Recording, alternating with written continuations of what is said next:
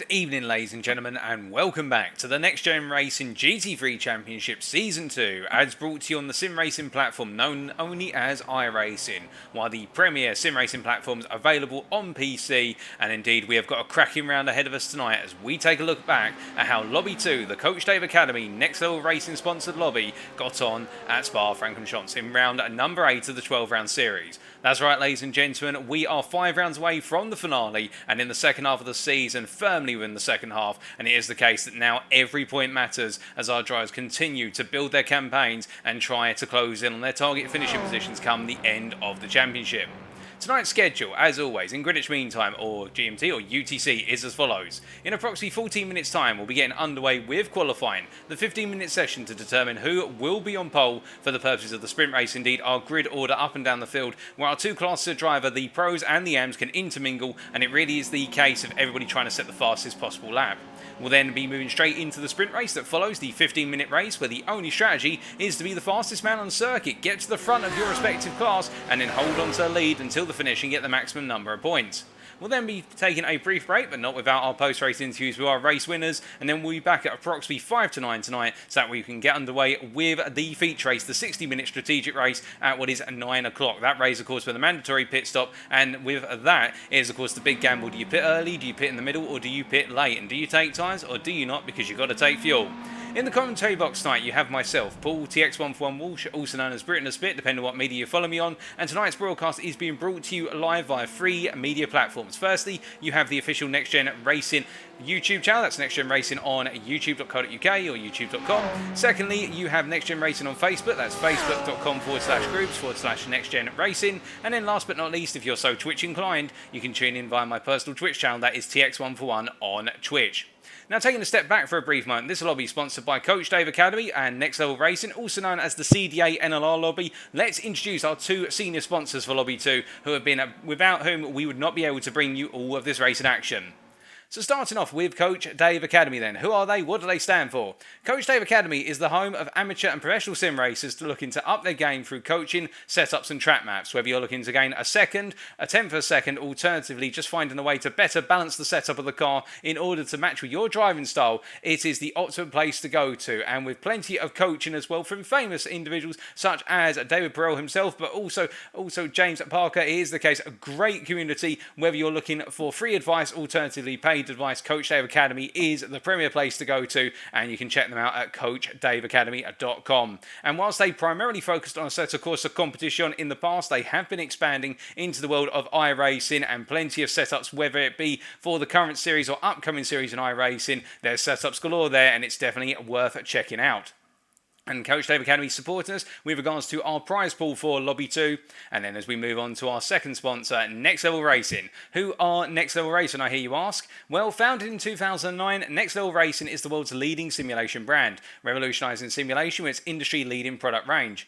They have a clear focus on innovation and quality to meet the demanding needs of sim racers, and Next Level Racing's designs and technology shall take your sim racing experience to the next level. If you want to know more about their products, be sure to head to their official website, that's nextlevelracing.com, today for further details. That website again, nextlevelracing.com.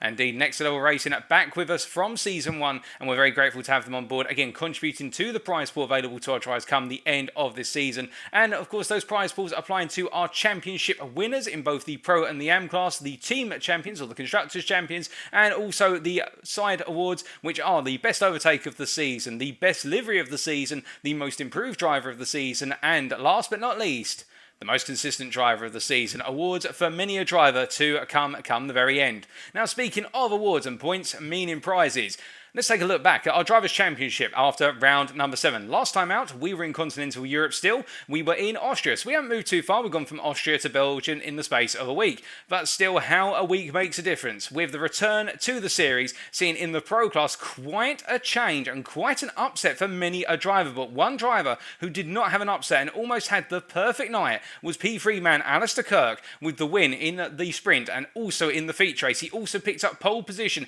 and the fastest lap in the feature race. only missing out on making it the perfect night by not getting the fastest lap in the sprint race, that going to Matthew Prouting. But that places Alistair Kirk now to P3 on 186 points. He is at the head of the chasing pack, going after our top two, the championship leaders, with Gareth Williams up front on 267 points, slightly extending his lead by 4 points over Paul Walton compared to when they went into the Red Bull Ring round, but both drivers losing critical points and also being involved in some significant incidents.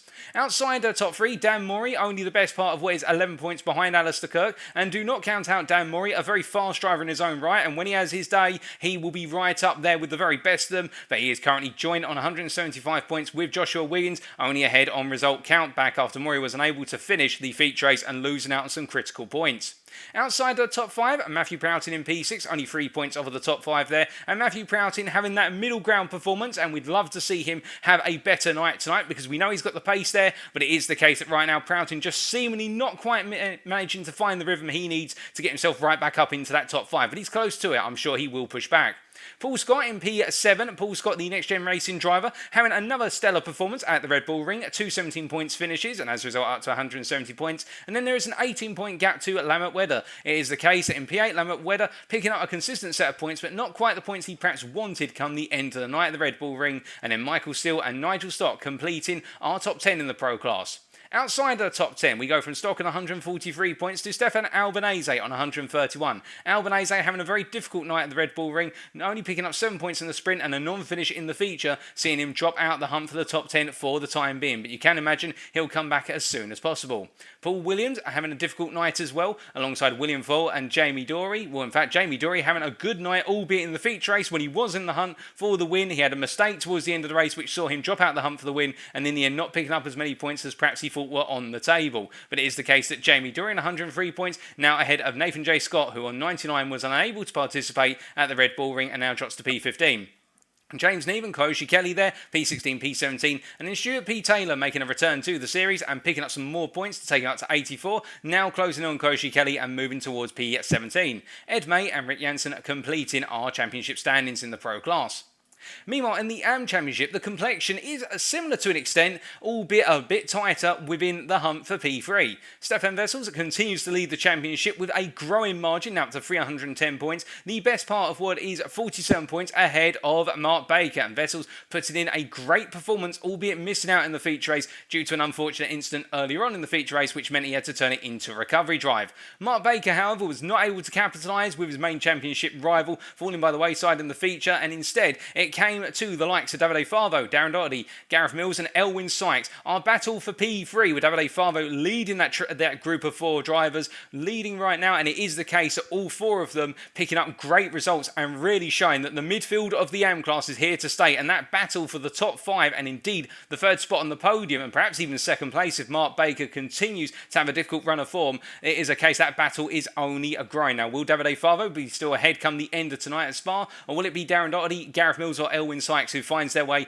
into P3? But do not count out Travis Linscombe-Hatfield, currently in P7 and quite a margin between himself and Elwyn Sykes, but we know Linscombe-Hatfield, the American driver, a very fast driver, and whilst he had a non-finish in the feature race due to damage picked up, if he's able to pick up great points here today, well, the tables could turn. Mark Sykes were non-start in the sprint, but he was able to participate in the feature on 118 points, and only on countback is he ahead of Liam Tack with a non-finish in the feature race. Chris Keenan completes our top 10 on 105 points, and outside the top 10, a further 9 points down, Jack Wyborn there, continuing with consistent form, and it is the case the Ferrari driver looking to break into the top 10 as soon as possible. Paul Colburn, Tom Delaney, Mark Jardine, Renus Hamron and Luke Hobson unable to participate at the Red Bull Ring, and all staying on their current points tallies, albeit dropping down the order and away from the hunt from the top 10. And then it was Sean Shute, who on his debut picked up 33 points in total, and a brilliant debut, and we look forward to seeing what he's able to get up to tonight in P17. I'm sure he'll be climbing through the ranks as quickly as he possibly can. Reece Young, Adam BM Quinn and Andy Walmsley completing our top 20 in our overall AM class standings. Now, whilst we won't be able to bring you the team championship standings tonight, because unfortunately they were not prepared in preparation for tonight, but we'll have those back next next week, hopefully. What we can now move on to is the track. We are, of course, in Stavola, Belgium, for Circuit de Spa-Francorchamps, the legendary circuit that really needs no introduction. If you think of Belgium, you think of motorsport, the first circuit you think of is Spa-Francorchamps. And we, of course, running the full layout with the endurance pit lane, the pit lane that starts at the bus stop chicane and then emerges onto the exit of Radion from the right-hand side. This circuit consisting of 19 corners shown on the simracingwiki.com image here, the circuit map, which we are very grateful for SimRacingWiki to provide us with. But that image can only describe this circuit so much. A circuit with 3 very unique sectors if you use the F1 sector layout. And now let's move away from an image, a standing image, to an onboard here with Chris Keenan, who will take us around in the BMW M4 GT3.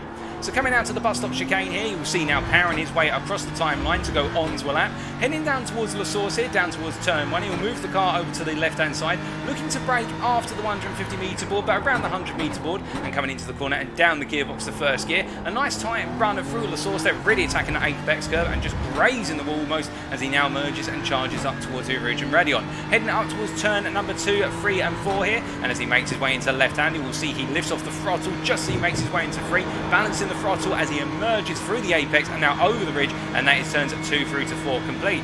Now going through the right-hand kick and onto the Kimmel straight here, the fastest portion of the circuit in terms of top speeds achieved, and he goes roaring on down towards Lake Om here, building up into 6th gear, heading up to 260 kilometres now, and as he brakes now down into Lake Om, coming all the way down the gearbox to 3rd gear, goes a little bit deep there, but nicely nestles the car back onto the apex of turn number 6, and now into the right-hander of turn number 7 here. It's all about bravery and being ready to get on the throttle as soon as you feel the car bite through the apex. Now downhill into Brussels corner at turn number 8, a downhill braking zone here, followed by a continuous downhill trail brake through the corner as he builds that throttle up on X here, having to hesitate. He now comes into X, the corner previously known as No Name, but it now has a name. It's after Jackie X, of course, and as he emerges now through the left-hander, heads down towards Pouhon corner. A difficult left-hander here, 2 apexes. You want to target the first apex, get your braking done beforehand, down to 4th gear, and immediately as you clear that apex, stamp on the throttle, use the runoff aerial, the exit curb, and charge on through full throttle down towards campus. Into the medium speed chicane he comes. From 5th gear, he'll brake down to 3rd gear, and as he comes down the gearbox here, nice and tight to the first apex before moving the car into the middle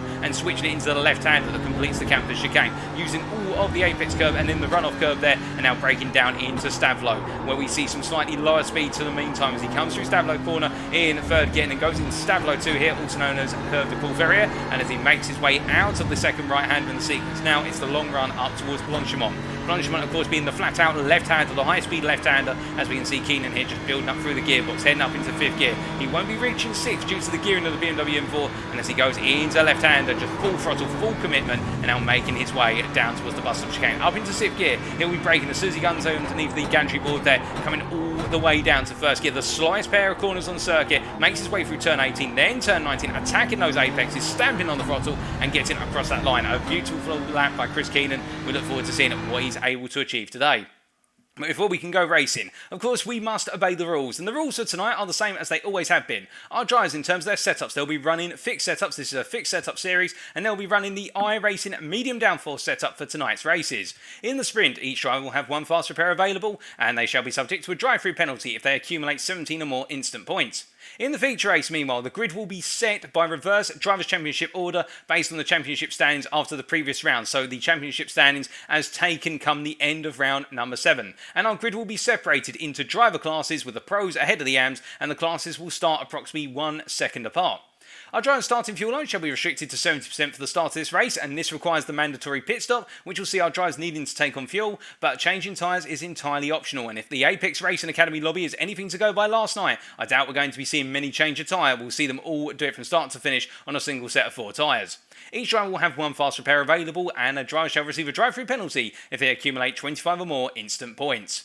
Now we head away from the rules, let's head to the live pictures here, and well, we're coming to the end of the final practice session, and it does look as though at this point in time we can see that with only a minute to go, Stefan Wessels, the AM driver who we know is incredibly fast within his class, currently holding the fastest time in this final practice session ahead of Gareth Williams, where is the case the 2 championship leaders of their respective classes are right up the top there, but you'd expect the pro to be ahead of the AM, but it looks as though the AM has got the better of the pro, but we'll have to wait and see whether that plays out in the qualifying session or whether that's just in the practice session here, and whether Gareth Williams or another pro He's holding a little bit in reserve right now, but it does look as though, as we see Gareth Williams here making his way through campus and up towards Stablo 1. He's got his work cut out for him tonight, as he'll want to try and break away from Paul Walton and try to leave Paul Walton languishing in P2 and falling backwards towards Alistair Kirk. Speaking of Alistair Kirk, well, he's currently not out on circuit. Most of our drivers right now in the pit, and I believe it is the case we are just waiting now. A lot of our drivers deciding to park up, as we see Davide Favo here, our P3 man in the AM class in the racing team Astra Ferrari, making his way through Lecom. They're going a little bit too wide on the exit of turn number 6, but bringing it back together for turn number 7 and making his way downhill towards Brussels corner right now. But as the 30-minute mark completes in this final practice session, the time is up. We'll get that transition to qualifying soon enough. And let's take a look in with you guys and girls in the chat here to see what you've got to say. Well, nothing so far, but if you are tuning in, do not be shy. Feel free to say hi. Let me know how your week is going, given it is Thursday night. It's Friday tomorrow and the weekend will soon follow. But before that, you've got plenty of fantastic racing ahead of you as we are now about to get underway with the qualifying session. Who is going to be on pole? It's going to be the all-important question as we see the first driver to come roaring out the pits here is the RD Sim Sport driver, Paul Walton, in the Lamborghini Huracan GT3 Evo here as he makes his way on out. Just behind him, I believe that is what is William Foyle tucked in behind, the Crest Autosport driver here, making his way on down as well. Everybody now going all in with regards to this qualifying session. And with regards to qualifying, our drivers are only likely to get 4 to 5 fast laps in when you take away what is the initial out lap, and as they make the way on around right now, they'll know that time is at a premium. With the lap time here just being over 2 minutes, if you take 15 and subtract off 2 minutes, so you get 13, and then you divide that by a further 2, you'll get 6.5. So a maximum of 6 laps here, but we imagine our drivers will most likely split it into 2 fast laps and then come into the pits and then another 2 fast laps, as we saw the majority do in the Apex Racing Academy lobby last night. Indeed, we saw a number of drivers immediately after each and every fast lap, they decided to hop back to the pits. But we say hello in the Twitch chat there to TGC Racing Live, and it's all going good here. Thank you, TGC Racing. How about yourself? How are you feeling for tonight with your drivers making their way around the circuit? And I should point out, ladies and gentlemen, I didn't state this at the start, we are watching replays back. This is not happening live right now in terms of the racing. Unfortunately, I can't be in 2 places at once. I commentate Lobby 1 on the Wednesday when both races occur, and then I'm bringing you the action as if it were live on the Thursday evening, so you're getting that full live broadcast experience. Unfortunately, it means we won't be able to see replays of events occur due to technical limitations, but you've still got plenty of racing ahead, and we can see that right now making his way down through Bourne Corner. It's Paul Coburn from TGC Racing as he comes on through in the BMW M4 machinery. Also, feel free to let us know if the audio levels are a little bit better this time. We have made some more changes to the audio levels with regards to car engines versus the commentator's microphone, and if we need to fix anything else, do let us know. We always love to take on board your feedback, as right now all of our drivers are getting ready to go on to their opening flying laps, and we jump on board here with what is Paul Walton as he takes us around as the pro driver for his first flying lap in this session.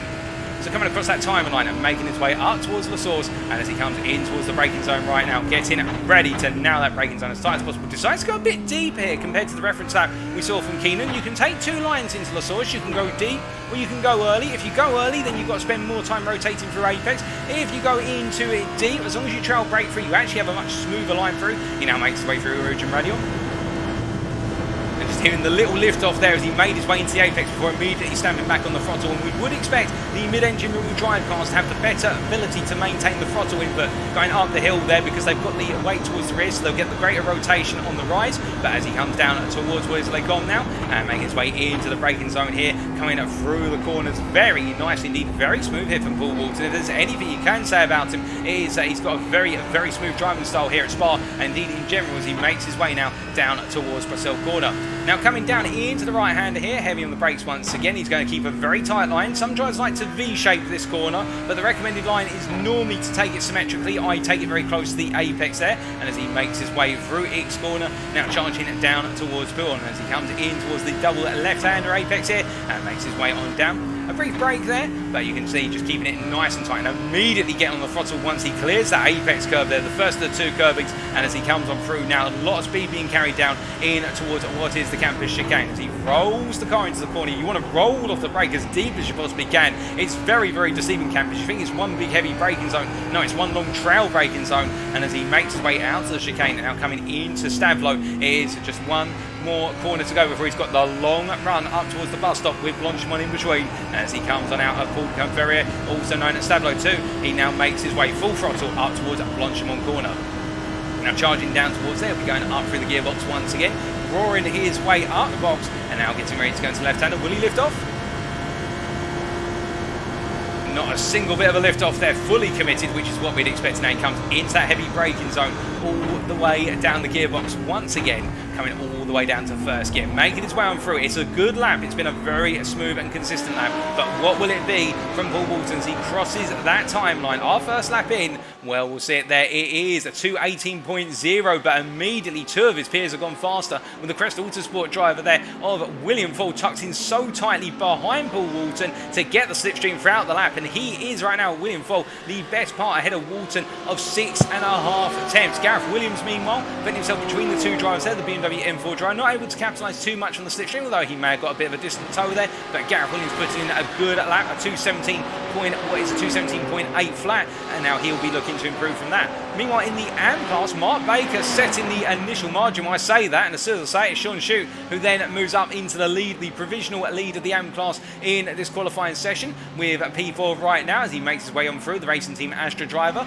And thank you for letting us know there, TGC Racing, in the Twitch chat, that the volumes are fine. We really do appreciate that. But Sean Shute making his way around right now and really starting off his campaign this championship, albeit coming in the second half of the season, but he's starting it off very well indeed and showing a lot of promising pace. And Charles Linscombe Hatfield, well, right now he's tucked in down the long straight, the Kill Straight here, behind where's Nigel Stock getting that distant tow, and it is the case that right now the American are putting in another lap and looking to get things done as soon as possible as he makes his way on through, heading through what is now the Enlacom and down towards Brussels corner. But as he makes his way down there, we take a little bit look further around the circuit, and one name we haven't really talked about so far is Stefan Wessels, who we haven't seen out on circuit as of yet. We are waiting to see when he will go out on track. But meanwhile, Josh Wiggins making his way down through where Stablo 1.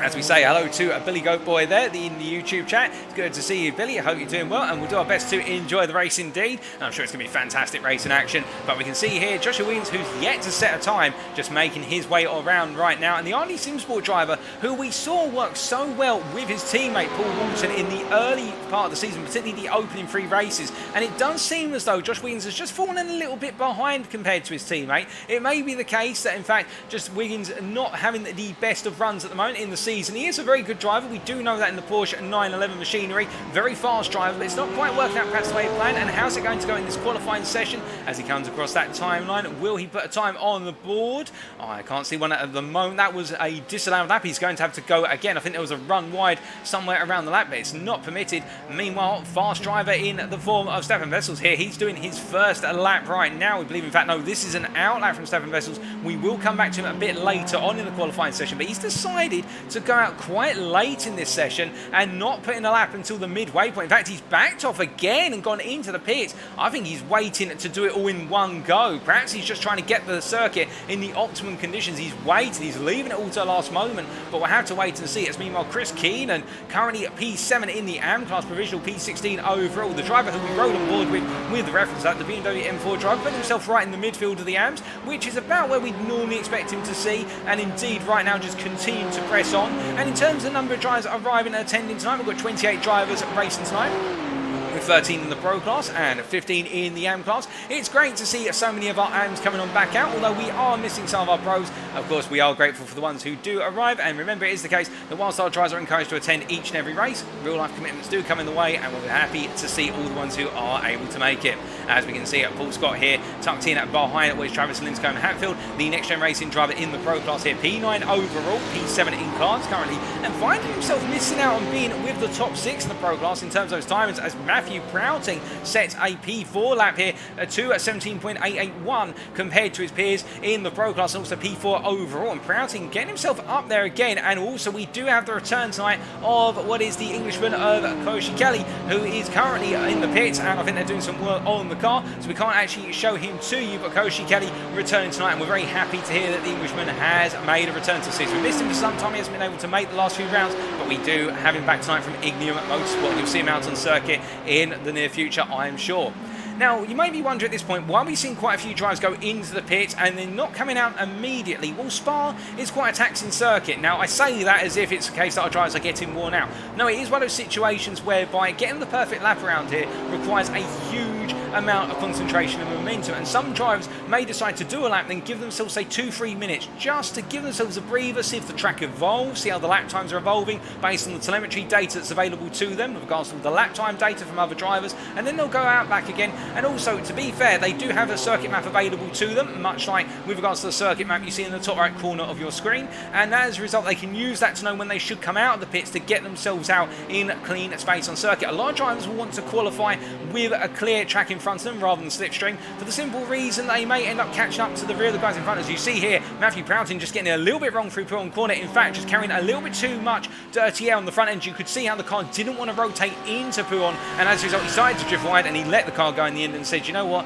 I'm aborting this, I'm bringing it back to the pits. And that is the big gamble, because when you run in the slipstream with another driver, it's great on the straights, such as in the run from what is Stavelot 2 up towards Blanchimont and beyond, but it's not great in the corners because you lose that front end downforce, you lose that ability for the front end to be as planted into the ground, into the tarmac, and when that happens, it's the situation whereby if you get it wrong into a corner, you don't turn in a little bit early or brake a little bit more and cut some of the speed out of the car, you're going to be saying hello to a runoff area, alternatively to the grass, or don't mention it, the wall. But meanwhile, speaking of the wall, it is the case that Stefan Vessel's looking to break through a wall right now. He's currently what is P25 overall with no time put in, and he's gone out once again here, and as he makes his way this time through sector 1, I believe he is on a lap. And what can the South African do? And we know how blisteringly fast he is. We saw in the practice session he was the fastest of anybody and setting an absolutely colossal lap, and the best lap we've seen so far is a 2:17.361. And we are wondering whether there is going to be a 2:17.0 out there, or perhaps even a high 2:16. As you can see here, it's the case that Vessel's flashing his lights. He's got Travis Lynn coming to Hatfield there, just in the way in his mind, and Travis moves out the way immediately there as soon as it's safe to do so, respecting the fact that he's not on the lap, whereas Stefan Vessels is. You see Vessels there just drifting that rear end into the Pullen corner, just a little bit more excessively than perhaps he would have liked, and that just caused the rear to lift a bit, but he brought it back together and now comes roaring down in towards campus. It's looking very smooth so far from the RTA team driver here, the Racing Team Astra driver, as he makes his way through campus and now heads down to Stavelot. And this lap, if he is on a lap right now, and it definitely looks like if he was flashing his lights, that is an indicator he's most likely on a lap, or at least he's trying to say, get out of my way, I'm coming through, as he makes his way through. Joshua Williams improves to a 2:17.969, but that doesn't move him from P6 overall and P6 in the pro class. But we're focusing on this man here right now, the pro driver, and I can tell you that in terms of his sector times right now, he's gone green compared to his personal best in sectors 1 through to 3, because of course we have 5 subsectors here in terms of how our timing screen is being broken up. And as he now makes his way in towards the braking zone for the bus stop chicane, he comes on through. Can he set a lap that's going to put him right at the front of the AMS? He comes around and completes his lap, and what's it going to be for Stefan Vessels? He crosses the line. Oh my goodness, it's a 2:17.321, and that is 400ths ahead of the rest of the field. Vessels leaving it to late, and that is provisional pole for the AMS driver, not just in terms of in class, but overall. We've seen him do this before in this series, and he's going to make it happen again. Can William Foyle or Gareth Williams respond? Well, Foyle would be the one to respond right now, as the Crystal Autosport driver makes his way through the bus stop chicane. He'll have at least 2 more laps here if he decides to commit fully to the pair of them. He comes across the line this time, does not improve. It's a 2:17.361. He doesn't move any further on up, but as he makes his way now into the La Source corner, you can see how now he's got that clear track in front of him, and Paul Walton deciding to call it a day. I think it's the case that it might be one of the situations where William Foyle just will find that there's not enough time out of the circuit in order to get things done. But we'll wait and see, as meanwhile we can see here Jack Wyborn making his way through turn 1 here, and Jack Wyborn,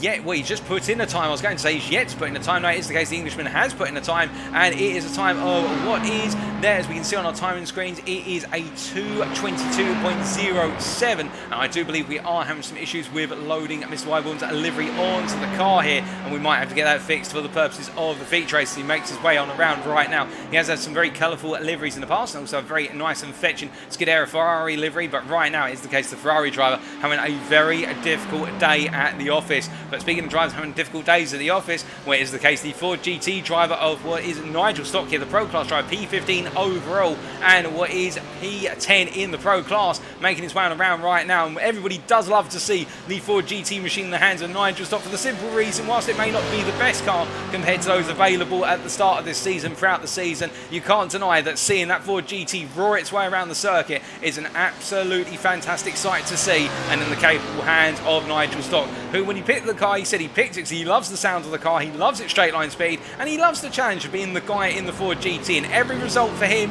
whether it be a P5 or a P6, alternatively a P12, is a result hard, fought and earned as he makes his way on through. And I think he's going to go on to a lap here, as he's going to have one more lap in the tank, and we'll see him make his way into the source corner. But meanwhile, is anybody else improving? Well, Stefan Wessels has parked it in the pits. He will not be going back out once again. And I think it is the case that for the South African, he's decided, you know what, I've done enough to get myself pole position in class at minimum. I think he might be counting on that's enough for pole within the overall scheme of things. We've only got 30 seconds before the timer comes to its end, and then drivers will be required to finish their final laps as they make their way on around right now. But what we can see is Stefan Wessels comes through here. He comes out of, well, not Stefan Wessels, my apologies, William Foyle comes out of what is the final corner. He's not improved that time. He's got time for one more lap, and now he goes into turn number one once again. Meanwhile, the driver who really took to fame at the Red Bull Ring, Alistair Kirk in the Pro Class here, only strong enough for P8 in class, P9 overall so far. It's not looking as though it's going to be a great day in qualifying for Alistair Kirk, but remember, qualifying and getting that car on pole is one thing, for example, as we see a flash of lights there, and now making his way up towards what is Erugen Radion, but it is a completely different thing, keeping it together over 15 minutes or an hour of racing at Spa-Francorchamps, and we can see him making his way down the Kimmel Straight. But now the timer is up. It is the case that we are now in the end of the session, and it means that our drivers will be required to finish their current laps. I believe we do have Mark Baker here, and also just in front of him, while the TGC Racing BMWs making their way through the final corner, they come across line. I believe that's Paul Colburn in P21, currently overall P8 in class. Does he improve? It doesn't look like it's an improvement. Meanwhile, what about Mark Baker? No improvement from either of them, so they will be both starting where they are or lower. Meanwhile, Stuart P. Taylor, another one of the TGC Racing drivers here in the Ferrari 488 GT3 Evo, making his way down towards the bus stop chicane here. In terms of his lap time, his last one was a 2:19.4. He did improve and move to P12 in the Pro Class, P19 overall. He's on a better lap in sectors 2 and 4, but not quite improving in sectors 1 and 3. Comes out of the final corner. Can he improve this time? He does improve. He moves up slightly to P17 overall, ahead of Lamont Wedder, moving up a position in the Pro Class qualifying. Meanwhile, looking at further around, we can see we've still got more drivers coming through. That's Nigel Stock now coming to the timing line, and as the Ford GT driver makes his way out of the final corner, what's it going to be as he crosses that line? Is it improving? He does improve, but he doesn't move position, starting at P15 overall, P10 in class. Meanwhile, elsewhere out on circuit, will fastest man, Stefan Wessels, comes across the line here. He did go onto another lap. He doesn't improve, though. He was very close to, only missing out on matching his best by 100th of a second. Joshua Wiggins does improve to P6 in the end overall, P5 in class, so 2:17.8. We've got more laps coming in, however, as we see Paul Walton now currently at P8 in class. And it is the case, whilst he started off strong, he's been demoted quite significantly. He crosses the timeline, does not improve. The RD Simsport drivers here having a difficult day, and Paul Walton in particular, this is not the outcome he would have wanted. Meanwhile, Alistair Kirk coming across the line. Does he improve? No, he does not either. A lot of drivers really having difficulty in this qualifying session, and big names losing out. And well, it is the case that, unless I'm very much mistaken, yep, all of the AMs have finished qualifying. Stefan Wessels takes pole position in this qualifying session, not just in class but overall does the AM driver, and it is William Foyle who takes pole position in the Pro Class in the end, missing out on the overall pole by 400ths of a second, but knowing that in terms of getting that overall pole, it's not worth any additional points other than pole position in your class. I think we do still have one or two drivers still to finish laps. Paul Goulburn just making his way down towards the bus stop chicane right now, and making his way on through, looking very, very distant there, but of course that's the way the camera is pointed. As we say hello in the YouTube chat there to Joey Fernando Vlogs, cheering on Matthew Prouting, and as he makes his way into the pits here, does Paul Coburn. His qualifying session is over. Everybody is done in this qualifying session, and the case Stuart Taylor and also Nigel Stock just making it their way around and towards the pits right now as they head on in. But what a qualifying session it has been, and I do wonder whether we could potentially see history made in this series tonight by seeing Stefan Wessels take the overall win in the sprint race. He's poised to do it, given the fact he'll be starting at the very front, but let's wait and see. As qualifying is complete, it's now time for our drivers to get to the grid in preparation for the sprint race. And whilst they're getting to the grid, let's bring you those qualifying results once again. So, after 15 minutes of qualifying at Spa-Francorchamps in round number 8, it's Stefan Wessels, the AM driver, who takes the AM pole and the overall pole, the second time he has done this in the series in Lobby 2. Alongside him will be William Foll, our pole position driver for the Pro Class, missing out on the overall pole in the end, as our time screen's updated there by what it says, 600ths of a second, but I believe it was 400ths in the end. Gareth Williams and Kosh Kelly line up on the second row, with Matthew Proughton and Josh Wiggins on row number 3. Paul Williams squeaking into a P7, a great job there from the Team Tetrarouge driver, with Paul Walton alongside him on row number 4, Alistair Kirk and Paul Scott on row number 5, and it is Mark Baker and Sean Shute comprising of what is row number 6, and that is P2 at P3 in the AM class. Looking outside of our top 6 rows, we can then see Travis Linscombe Hatfield and Darren Doherty P13, P14, Nigel Stock and Stuart P. Taylor having a very difficult qualifying session, lined up on the 8th row, Elwyn Sykes and Lambert Wedder on row number 9, and then Gareth Mills and Dan Murray completing our top 20. Paul Colburn and Davide Favo on what is the 11th row, Chris Keenan and Jack Wyburn on the 12th row, and then on our final rows, the final 2 rows, Liam Tack and Andy Walmsley on row number 13, and on the final row, Greenus and Hammerin ahead of Mark Sykes on row number 14, as we look away now from the qualifying standings, and now we look to go racing. All of our drivers absolutely itching to go charging away as we look to the blimp camera here, everybody lined up. It's great to see everybody set to go, and well, as we've got a couple more drivers still going through the gridding procedure right now, where they're just getting the cars set up and finalised in terms of the fuel, we are just counting down. And whilst we've got a little bit of a tree line there obscuring our pole runners, or the drivers right up the front, it is going to be the case that with 28 drivers taking their way to the circuit. How does the start procedure work here? As we hear that the gridding process is complete, and it is Stefan Wessels who takes us away behind the safety car. Because we are running the endurance pit lane, indeed, we are running this on the endurance layout in terms of starting procedure line, it will be the case that our drivers go on the green at what is heading up towards Uruguay and Radion. They do not go at the Formula 1 start line, emerging from the bus stop chicane onto the first straight before La Source. They instead go after La Source, as is tradition, and it will be too wide in the sequence as they run towards Uruguay and Radion. Whether they settle down to a sequence or we're going to see multiple drivers try to go side by side up the legendary set of corners, we will wait and find out with bated breath. We saw it in the Apex Racing Academy lobby last night. It worked out for a number of drivers. It didn't quite work out for others, as they make their way down towards the bus stop chicane right now. This man right here, the South African Stefan Wessels, will know that potentially history is in his hands for the making if he brings home the win in this sprint race, as he makes his way through the bus stop chicane here. And meanwhile, further back, you can see all of our drivers just making their way through the very slow pair of corners and heading up towards La Source. A little bit longer to go before they go racing here. Chris Keenan and Jack Wyburn side by side coming out there as per their qualifying positions, and Rinus van Hammeren in fact starting from the pit lane. I don't think he made the gridding procedure, so we are down to 27 cars for this rolling start. Now we wait for Stefan Wessels to take us away.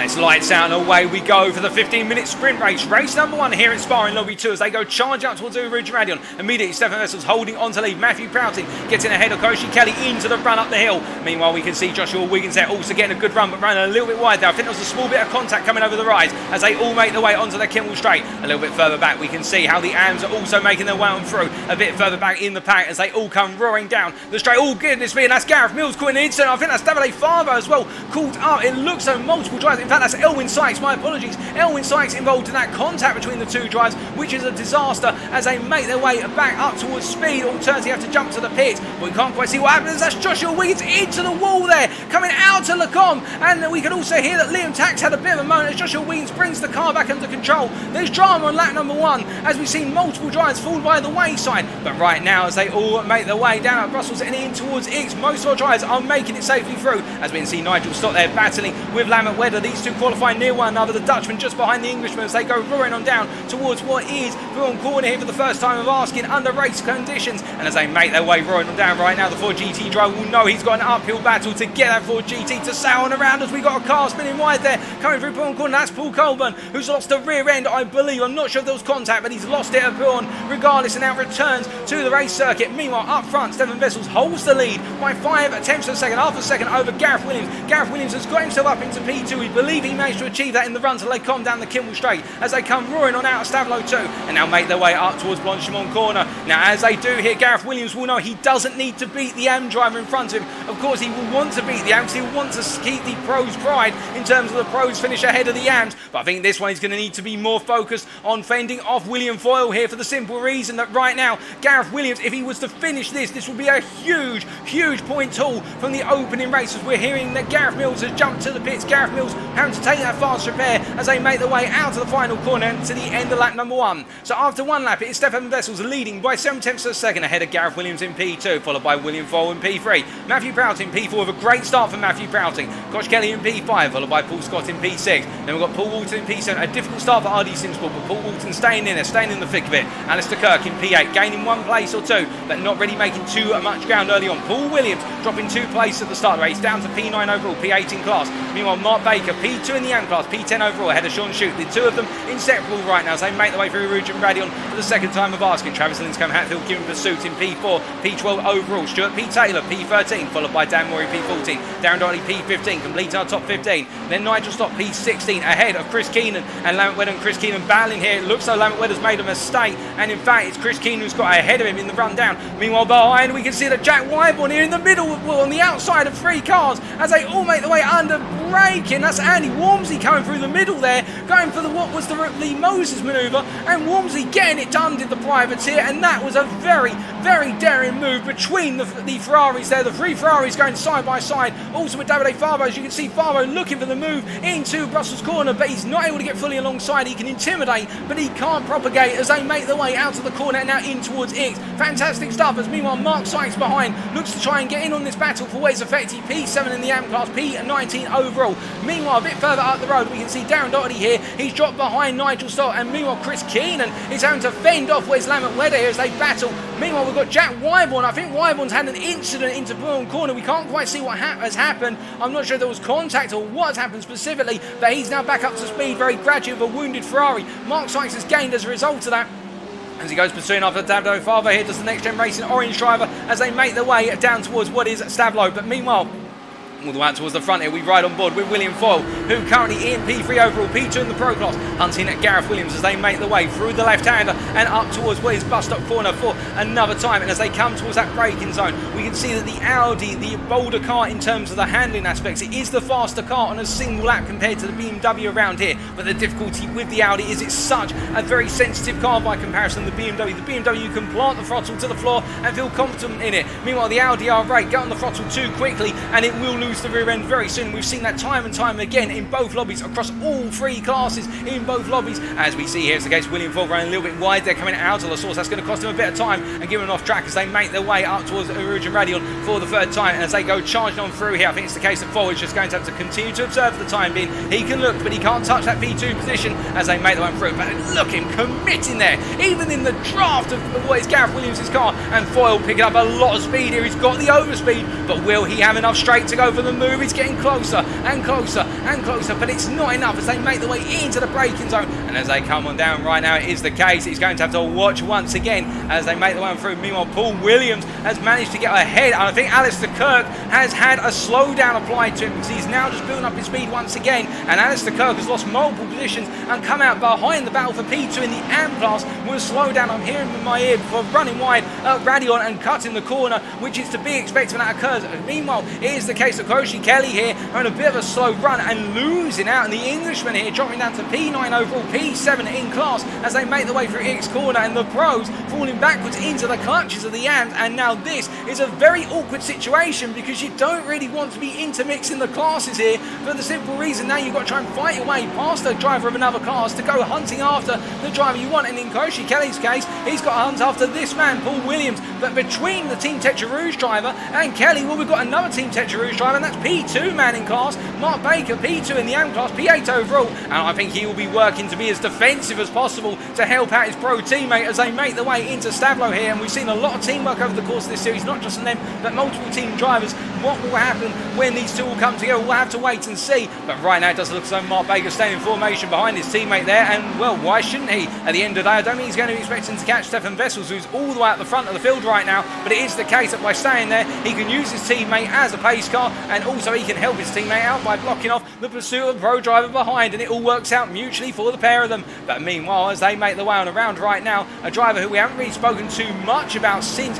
the start proceedings, as we see there's a car coming in very, very quick into the corner, and that is Sean Shue, came in very deep and came in like a thunderclap there, and I think there might have been some contact with Kelly as we see Nigel Stock losing the rear end of the Ford GT on corner exit. But I'm sorry, we've got to cut away with that, because with the incident that occurred initially down into the braking zone to bus stop, we can see that Travis Linscombe Hatfield bunched up behind Stuart Taylor, and behind them you can see Sean Shue immediately now trying to get that momentum back after out-braking himself into the bus stop chicane. I think that caused a lot of mix-ups there with regards to who could get on the throttle and when coming through bus stop, but the person who's lost out is Sean Shue and also Koichi Kelly, and well, that has gifted Mark Baker a huge amount of space. But meanwhile, speaking of trying to go for gifts right now, Paul Williams trying to find his way past Paul Scott. Paul Scott on the left-hand side there, the Next Gen Racing BMW on the left of your picture. Meanwhile, the Team Tetrus Ferrari on the right in the green and white, and as they make their way under braking here, it's the case of Britain battling with his fellow countrymen as they make their way on through. He's not quite able to get it done, and Paul Scott just about holding the position, and you're going to again see Mark Baker there, where he could have potentially looked to cipher move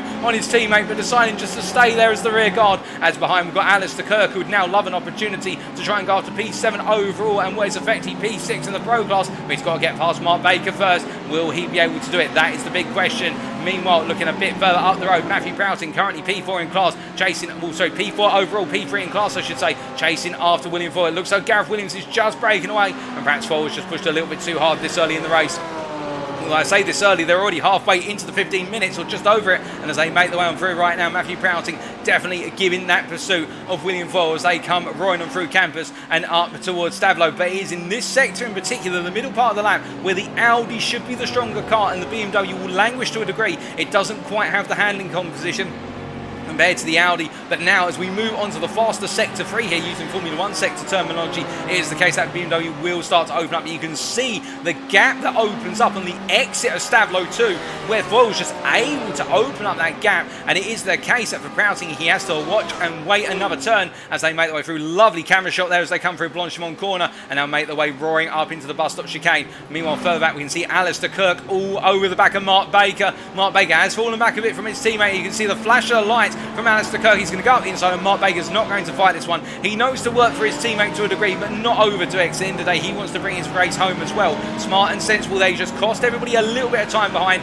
and now Paul Williams will feel a little bit more comfortable in the fact he's only got 6 minutes to go before Alistair Kirk can potentially go for that move rather than it being a longer portion of the race. We're hearing that Kosh Kelly into the pits with damage to the car, which is very unfortunate as he makes his way on in. But meanwhile, looking a bit further back, Andy Walmsley here up to P7 in the AM class, P17 overall, making quite a bit of ground. He's gained 9 places over the course of this race so far, and as he makes his way out of the source, he's still got 5.5 minutes to go, including the final lap as well. Will he be able to gain even more? His next target man is Chris Keenan up the road, but between the two of them, we've got Dan Mori, another driver who we talked about a little bit earlier on, and it's the case the Altitude Esports driver not having the best day at the office currently in the pro class, currently P16 overall, P10 in class.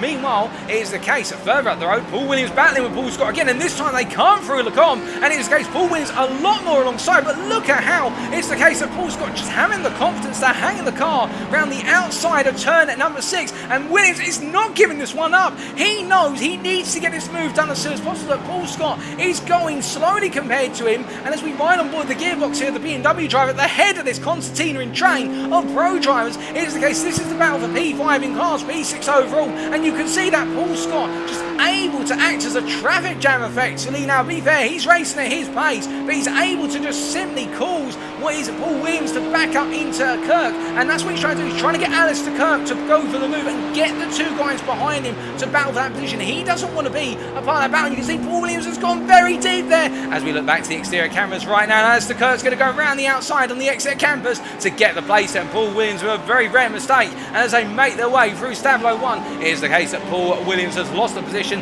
and now they switch places and continue on racing as they make their way out of Stavlo 2. 2 and head up towards Blanchimont corner. But as they make the way on through right now with the place swap, it is the case that meanwhile further up front we are still seeing William Favo hunting Gareth Williams, but not able to find a way to get the position, and that is the frustration for William Favo right now. I think he feels that if he was in clear air he'd just have enough to stay ahead of Gareth Williams, but in this dirty air it seems to be costing him just the tiniest bit of time to give him that right to go for the challenge as he makes his way rip-roaring on down towards what is turn number 1 once again. As he comes on through the right-hander, can Foyle get it done? He's got 3 laps to go, including this one, we believe, and as he makes his way out of the source this time, again, it's 4/10 of a second. He's not close enough as he makes his way here, roaring up towards Uruguay. They come charging up the hill. As we look to the blimp camera here, fantastic shot as they make their way into the woodland here, and as they come charging on through with the camera obscured, we now look back to the trackside TV cameras as they come running down, and William Foyle close, but not close enough as he makes his way now down towards Les Combes, in towards turn number 5 once again here, as they come down into the braking zone, not able to go for it. Matthew Proughton inches closer with each and every metre of the circuit, but as they make their way on through right now, no change between them. We can see that Sean Shute here versus what is Traslin going Hatfield as Lambert Wedder moves out the way. They come down under brake, get into Les Combes, and Shute just doesn't have the overspeed and the momentum to go all the way around. He has to back out of it, and Lambert Wedder tries to go up the inside here through turn at number 7. It's very bold stuff, and as they exchange places and come down the hill in towards Brussels corner, Traslin going Hatfield once again showing why he's forced to be reckoned with and just having that pace. As meanwhile, I think we're hearing that Matthew Proughton has found a way past William Foyle as they come through on corner here. Now, I'm not sure what's exactly happened. I believe William Foyle had a brief off-track coming out of Ix, and that has cost him speed because it unsettled the car, and Matthew Proughton has capitalised and moved up into P2 in the Pro Class, P3 overall as they make their way out to campus right now. But the RP Motorsports Pro driver here just keeping his head down and getting on with the job. But the big question will be, can he hold on come the finish, or will it be the situation whereby we'll see William Foyle come on back? We'll place your bets now, ladies and gentlemen. They've got 2 more laps to go after this one, and I think that Matthew Proughton, now that he's ahead, I think he might be salivating at the prospect of going after Gareth Williams. But will he have enough time, and will he be able to break away from William Foyle? I think he will go for it. He's going to go all in here. He's got nothing to lose, and as they make their way out of Blanchimont and head up towards the bus stop chicane, we can see immediately Proughton holding the middle of the road. William Foyle just looking to the outside there, looking a little bit ominous is the Audi in the rear view mirror, I suspect, for the Briton, as they make their way through the left-hander of 19 and complete the lap. They've got 2 more to go, and in fact they're on their last lap now. My apologies, ladies and gentlemen, I can't do math today. And as they make their way onto the final lap, it will be 7 laps in this sprint race as they come charging on down into turn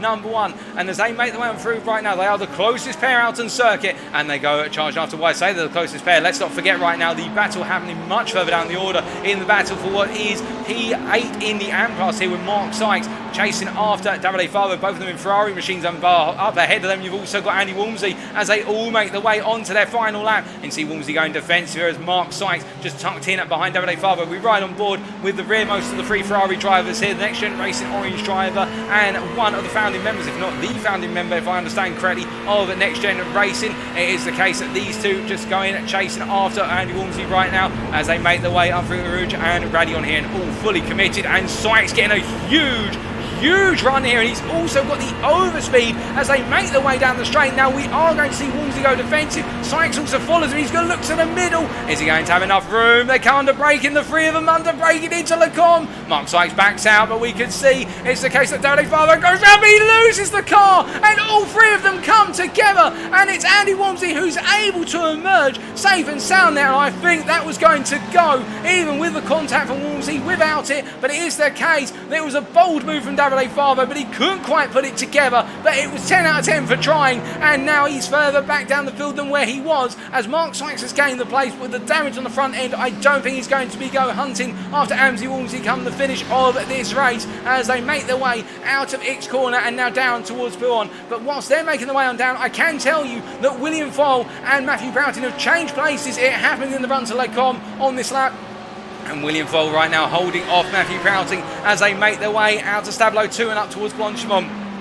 As they make their way on through right now, we are going to see history made, ladies and gentlemen, because as he makes his way down towards the bus stop chicane, 2 more corners to go. He heads towards the braking zone, and as he makes his way on in through the bus stop chicane, it's 1 more corner, and it will be an AM driver who takes the overall win in the sprint at Spa. It will be Stefan Wessels who takes the win in round number 8 sprint race ahead of Gareth Williams, who comes home P2 overall and takes home the win in the Pro class. William Foyle P3 overall, with Matthew Prouting completing the Pro podium. Great battling between those 3. Paul Walton comes home P5 overall ahead of Alistair Kirk. The 2 of them making great recovery drives in the Lamborghini Huracans. Paul Scott P7, Paul Williams P8. Mark Baker comes home P9 overall. That is P2 in the AM class. And it's Stuart P. Taylor who rounds up our top 10 with Travis Linscombe Hatfield with another drive to a podium. The American in the 299 car showing you how it's done. A great drive there to P3 in the AM class, P11 overall. Lambert Wedder P12,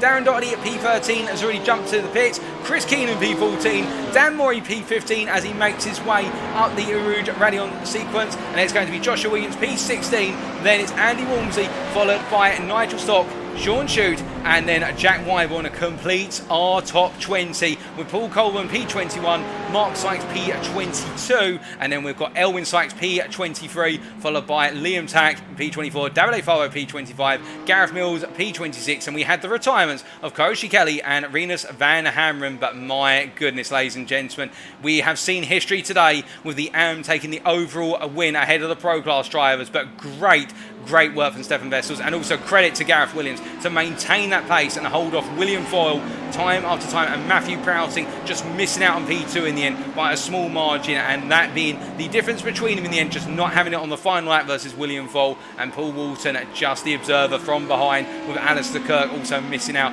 on a great set of points here. But I think the Lamborghini, a bit of an uphill battle for the Lamborghini here at Spa, which is understandable. That's how the balance of performance works. It's strong at some circuits, it's weaker at others. Meanwhile, in the rest of the AM class, Mark Baker once again, whilst he can't be the winner, he's always there in the P2 position, or aims to be, and continues to show why he is second place in the AM Championship. And Travis Linscombe Hatfield has got his night off to a perfect start, beating the rest of his opponents for P3 in the standings. Can he make it another podium come the feature race? We'll wait to see, ladies and gentlemen, but right now we're just going to take a moment away to get ready for some post-race interviews with our race winners. Don't go anywhere. We'll be back in approximately 3 to 4 minutes.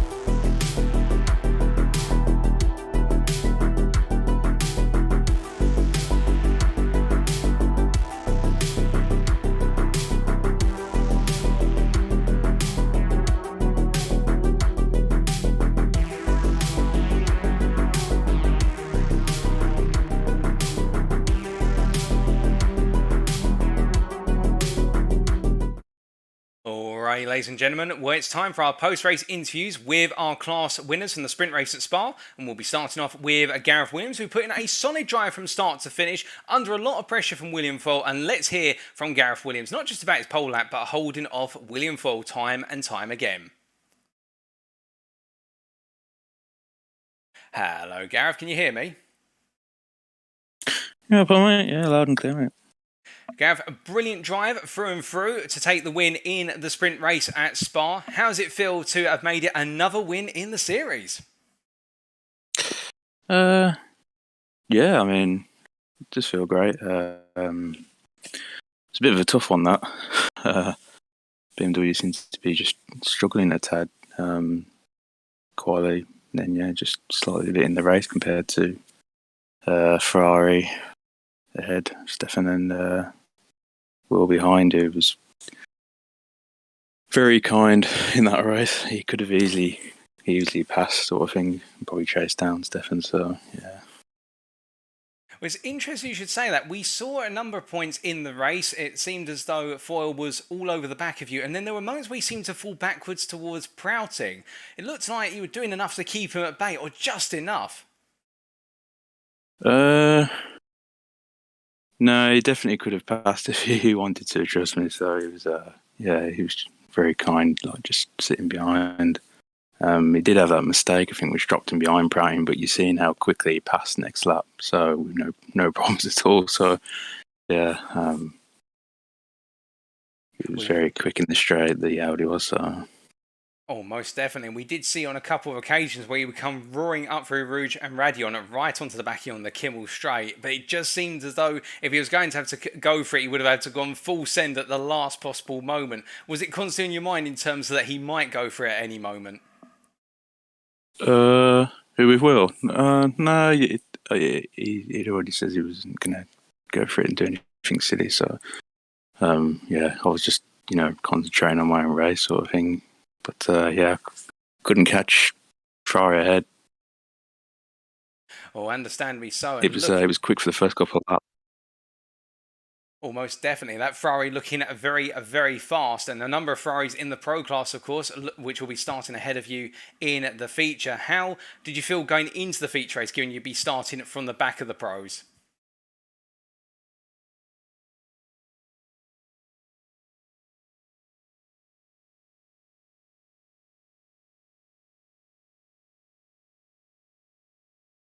Sorry, ladies and gentlemen, I think we might have lost Gareth Williams. Give us a brief moment. We'll try to bring him back. Sorry, Gareth, are you still there?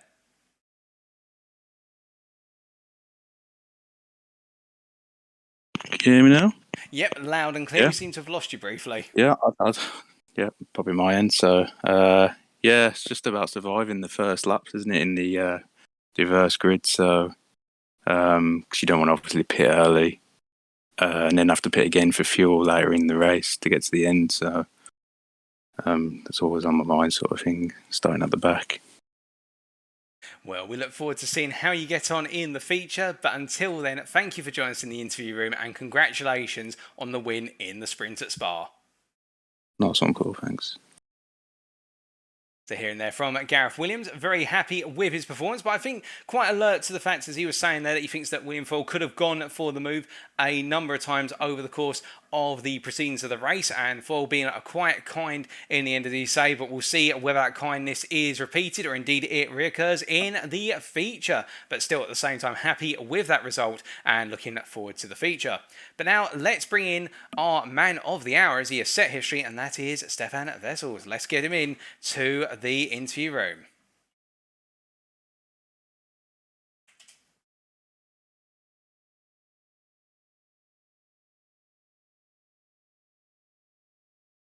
Hello, Stefan. Can you hear me? Paul, yes, loud and clear. Stefan, congratulations not only on the win in the sprint in the AM class, but you've also made history in the series today by being the winner overall and in a lower class taking the win. How does it feel to have made history in the NXTGEN Racing GT3 Championship? It feels good, man. I'm very happy with my result. So yeah, very happy. Oh, that's brilliant to hear, and we will just take us through it. I mean, we've been hearing both in the chat and also from other drivers that the Ferrari very strong at Spa, but even if the car is strong, you just seem to be on another level with those qualifying laps. Yeah, qualifying, I got lucky to get pole. I got it by, I think, 500ths of a second, so it was super tight.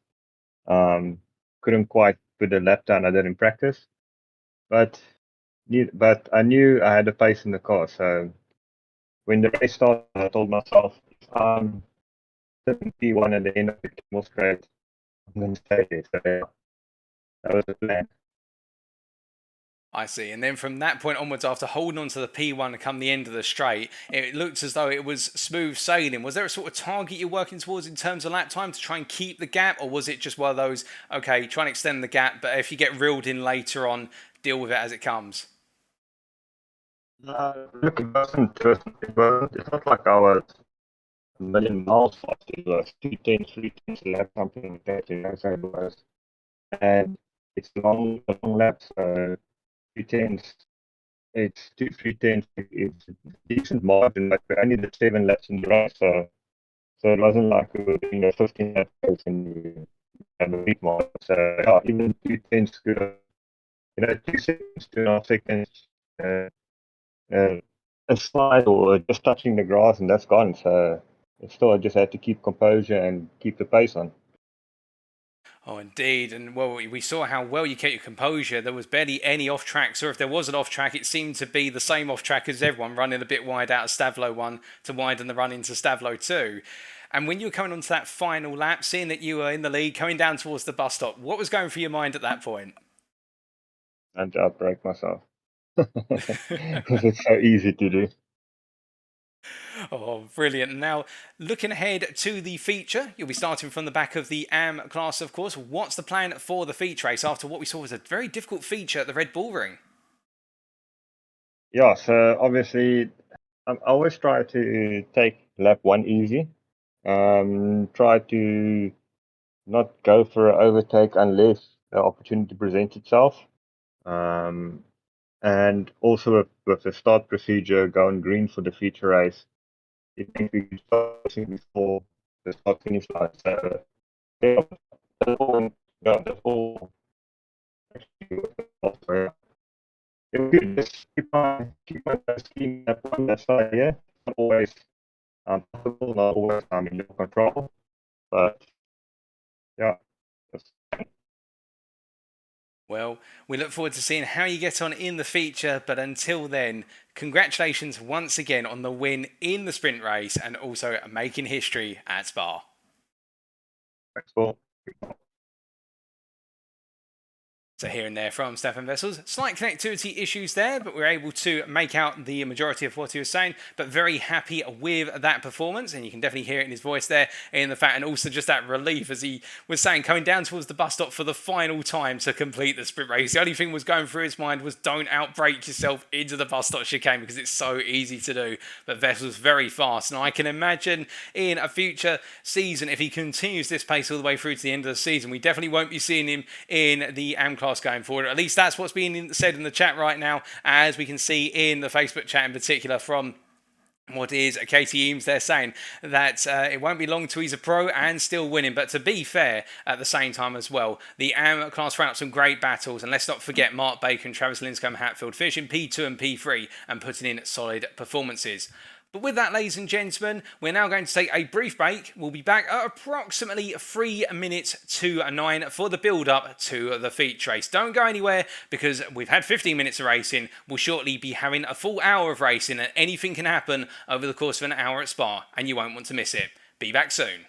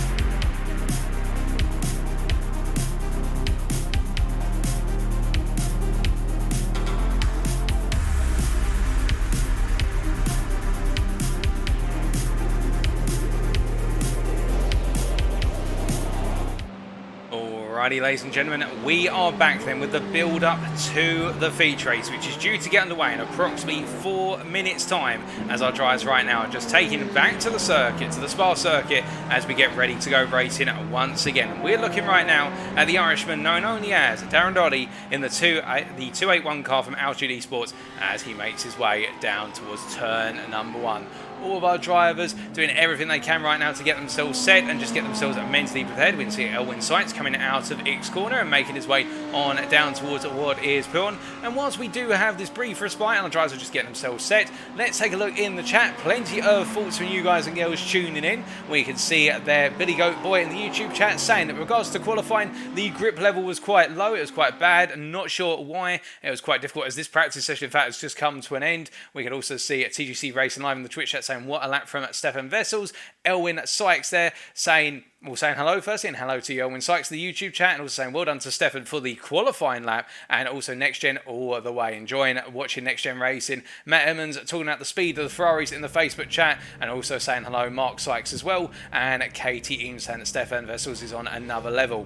Also good evening to Stuart Taylor in the YouTube chat there, and Alistair Kirk as well, both of the wonderful drivers and also viewers, the pair of you, great guys as always, and we can see both of you having a little bit of banter there, talking about not joining. Josh Williams tuning in from the YouTube chat as well. Now we will bring you your grid, ladies and gentlemen. As you can see, unfortunately, the grid feature is glitched at this point in time, so we won't be able to do it by that, but instead what we will do is we will do your grid just based on a distant overview. And it will be the case that, of course, our pros will be starting ahead of our AM class drivers. And in terms of our lead pro driver for the purposes of what is this grid, it is going to be one driver known only as William Favo, who takes us away effectively from pole, or at least on the front run alongside him is Stuart Taylor. The reason being, of course, these two having the lowest point scores in the Pro Championship at this point in time. As we see, in fact, that it is Stuart Taylor who gets us away as they make their way out of the starting blocks there and head under the partial manual double fold rolling start down towards the start-finish straight. But first they've got to go down towards the bus stop chicane. Meanwhile, a bit further back, we can see we have got Andy Walmsley here, who is going to be our driver who starts off from pole in the AM class. And the idea, remember, is that the AM drivers will be starting a bit further back from what will be our pro drivers. They'll be starting approximately 1 second back, and we can see Andy Walmsley here very, very close and tucked in tight with all of what is the it's tucked in very tight with all the pro drivers. And it might be the case he's a little bit out of position and will need to back the car off, as otherwise it will be affecting Paul Colburn, who will be taking that AM field away as they all make their way for the bus stop chicane. And remember, they will go on the green at what is the endurance start, so they'll be coming out of the source and down towards what is Uruj and Radion. We also say hello to Sean Shute in the YouTube chat, and good to see you joining in, Sean. Without further ado, ladies and gentlemen, it is time for Stuart P. Taylor to get us underway for an hour of racing.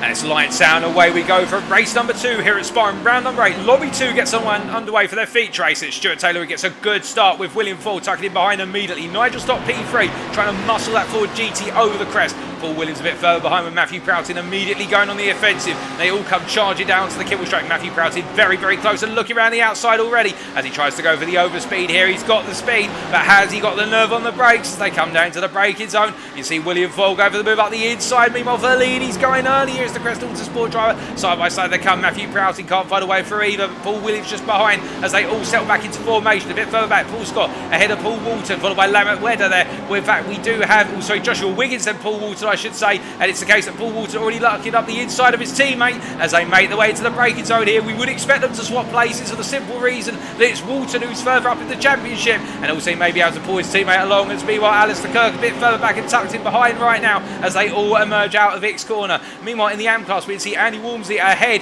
in the lead at the moment by what is only 2/10 of a second ahead of Paul Colburn, who's trying to find a way on through. But everybody has navigated this opening lap so far without a hitch. As we can see, it's the case Paul Colburn's got a little bit wide, and as they make the way on down, it's the case. Colburn's got it a bit wrong on the return to the circuit and has bounced up on the exit curve, and as they make the way on down, looking further back, we can see it's the, oh goodness me, and it's Mark Baker who's involved in contact with Elwyn Sykes there. Mark Baker very fortunate not to be sent into the wall, as Davide Favo and also Elwyn Sykes now stepping over one. I mean, you can see all the RTA machines as Travis Linscombe Hatfield has been involved in a collision. Was that with Mark Sykes potentially? It looks like both of them have come together at some point. No, Mark Sykes has got it wrong much earlier in the lap. Travis Linscombe Hatfield, I'm not sure what's happened there, but it is the case that three of the familiar faces have all had difficulties in the AM class. Meanwhile, looking back up front, we can see William Ford has got past Stuart P. Taylor, and now Taylor is under pressure here from Nigel Stock, who's going up the inside into the bus stop chicane. But remember, it's a right into left-hander, so Stuart Taylor holds the inside for the final part, and as they complete the opening lap, it is William Ford leading at this point in time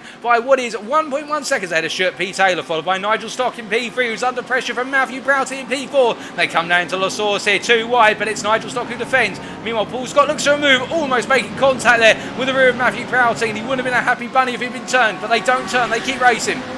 Josh Wiggins trying to look for the move here, and Paul Williams, as Paul Walton has lost out, it would seem. It's the two RD Simsport drivers who've traded places once more. They go side by side up the hill, do Williams and Wiggins, and as they make their way through, Williams keeps it together, but he just runs a little bit wide. They're just losing a bit of momentum, but very brave to try and hold that outside line. Williams is going to drop like a stone on the Kibble straight. Meanwhile, Wiggins holding the position, giving the slipstream to his teammate, but he's had what is a slowdown there, and as a result, Paul Walton immediately capitalising as he goes free defensive wide here into what is Lacombe. Meanwhile, behind you can see it's Alistair Kirk and Lambert Wedder side by side through Lacombe as they come on through. This is absolutely daring and crazy stuff at the pair of them as they make their way out of Lacombe and down towards Brussels corner. My goodness, this feature race has come alive very early. You love to see it as they make their way down to Brussels. It's Kirk still behind Lambert Wedder as they come on through. We're in that Travis Linscombe Hatfield and Dan Murray have both already retired from this race, which is very unfortunate. Darren Doherty is in the pits with damage. Meanwhile, everybody else, the other 23 drivers able to stay in the racing as they make their way on around down through Pearl Corner once again.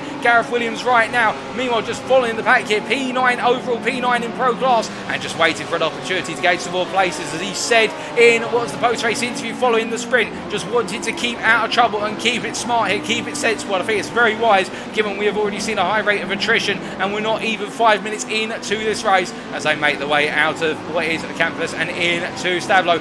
Meanwhile, our leader of the AM class, Andy Walmsley here, keeping that momentum and doing a very good job right now just to simply hold on as we see Joshua Wiggins behind Andy Walmsley with short shoot there, trying to hold on, but we can see that it's Joshua Wiggins who's now going to go for the overspeed here in the Porsche, but that Porsche so slow on the straights compared to its peers, but dominant in the corners, and as they make their way through, you can see the Ferrari just able to simply out-accelerate the German machinery, does the Italian vehicle as they make their way through Blanchimont and now up towards the bus stop chicane. Will we see a potential swap? Well, we'll wait to see as Alistair Kirk, meanwhile, still tucked behind Lambert Wedder, who goes very deep into the corner, and now Wedder's got a hold on that inside. You can see it's the case that Gareth Williams going for the cutback, but he's got a long way to go to find a way round, as meanwhile I think Andy Walmsley's had a major moment, and now yes, he is stuck on what is the edge of the surface, the track surface coming out of bus stop. He's made a mistake and it's cost him dearly as he was leading at that point in time, but meanwhile we look back up front and we can see that William Ford already running off into the distance, and then so he's decided to take this one off into the sunset, as meanwhile Stuart P. Taylor in P2,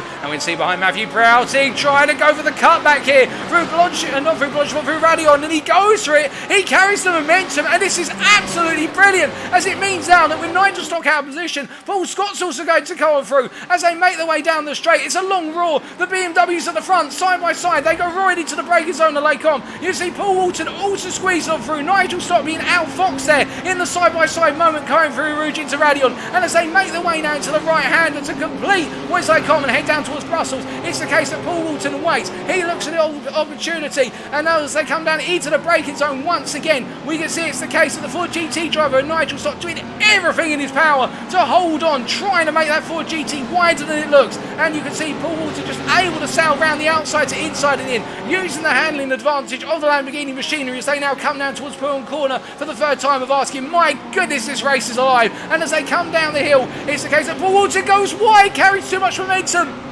And with that mistake, Paul Walton, all the work he's done, it drops him back to his championship rival, the man he's trying to catch, who's now catching him.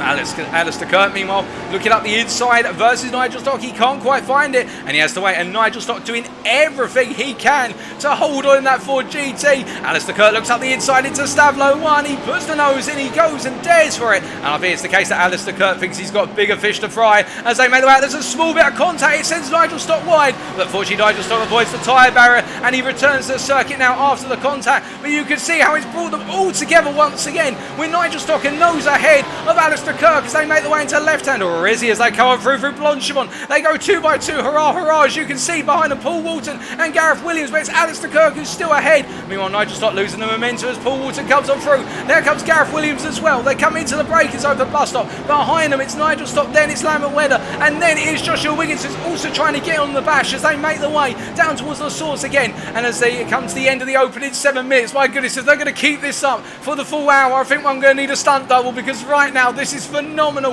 and we're not even 10 minutes into the race, and it is kicking off as if it's the final race of the season as they make the way out of the source and now head up the hill once again very shortly. As we see in the rear of your camera shot, Chris Keenan running wide there, coming out of the source, carrying way too much momentum out of the corner by the looks of things, and Jack Wyborn in P3 in the AM class right now giving pursuit with Paul Williams behind him, the pro driver seemingly just not having a good day here after what was a decent performance in the sprint. The feature race not going his way right now, but you never know what could happen later on. Meanwhile, Matthew Prouting here up the inside of Stuart Taylor into Lake Como. He makes a traditional pass, and Stuart Taylor doesn't fight it too hard here. Instead, he waits, gives a little flash of lights, and I think he's politely saying in that Ferrari, okay, Mr. Prouting, if you can politely get a move on now, I'd really appreciate it, because I do not want Paul Scott getting any closer to me. But I think Paul Scott's going to have other ideas about that one as they make their way through Brussels once again. Now, whilst the focus has been on the Pro Class for some time, and understandably so, with so much battling going on, we take a look a bit further down the road and we can see that after that incident earlier on, Davide Favo now trying to make a recovery out of this race with Mark Baker behind him, and Mark Baker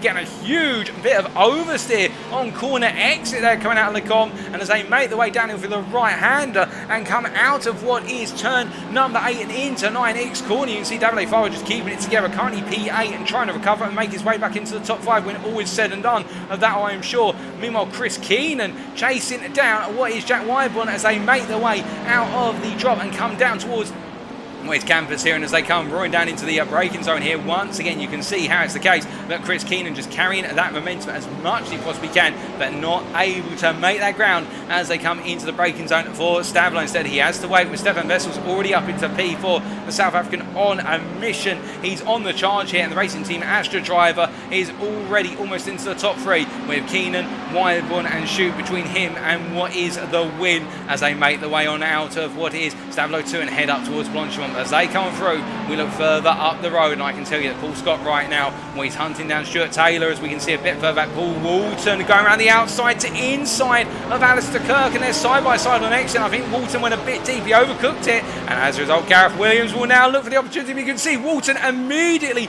pulling over, and he thinks better of it. I think it's one of those cases where I think if he feels he defended it that hard, he's going to put himself on a bad line, but instead, Gareth Williams backs out of it there, and Walton does not want to let the championship leader in the Pro Class through. He knows if Williams gets ahead of him, that's probably the last he's going to see of Williams in terms of keeping him behind him for some time, because Williams would love to fly right now, and Walton will have something to say about that as long as he can as they make their way out of Radion and now down up the Kimmel Straight here. We look a bit further up the road, we can see it's the case that Paul Scott pulling out here versus Stuart Taylor. Taylor not battling this one. I think it's the case that much like with Prouting, he's just waiting, keeping his cool, but he's going to go in side by side through they come. We mark our words there as Paul Scott holds to the outside to inside and completes the move, or does he? As they emerge from the corner, he does. He keeps it together. A very nice move there from Paul Scott, and gaining a position as he moves on up into what is P3 overall, P3 in class, and Stuart P. Taylor, who battled him a bit harder he did with Matthew Prouting, but it is the case that Taylor right now dropping another position, but I think he's got bigger plans in his mind in terms of just keeping it smart,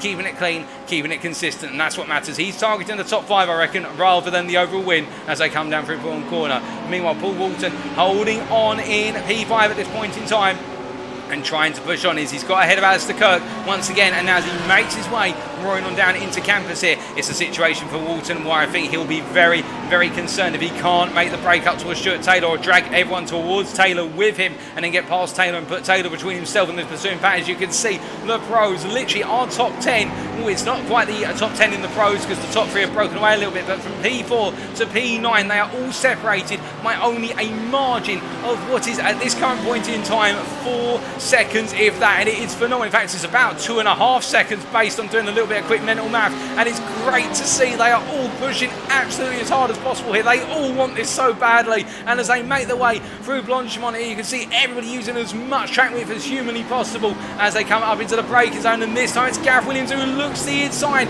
He makes Alistair Kirk go defensive. He's trying to upset Alistair Kirk's rhythm, as Joshua Wiggins meanwhile makes his way around the outside to inside a Nigel stop with a classic move for P8. Moving up is Joshua Wiggins. He's recovering after contact with Andy Walmsley earlier on in the race, and as they now make their way into the braking zone for turn 1 once again, it is the case that right now Wiggins continuing that charge, as meanwhile I am hearing that I think it's Jack Wyborn who's had a little bit of a moment further down. No, in fact he has gained a position, I apologise, and he's lost a position to Stefan Vessels, and Vessels, well, we haven't been quite watching him, but he is on a charge right now. He's up into P2 in the AM class, P13 overall, and I think it is the case that we are seeing that Stefan Vessels just continuing to soldier up the field right now. There's nothing stopping the South African superstar as they make their way onto the Kimmel Straight here. But meanwhile, we look from him to further down the order, and Mark Baker, who knows he's got everything to do now to recover this one after the opening lap incident. He goes hunting after Andy Walmsley here. He will be looking to try and get into P9 in class.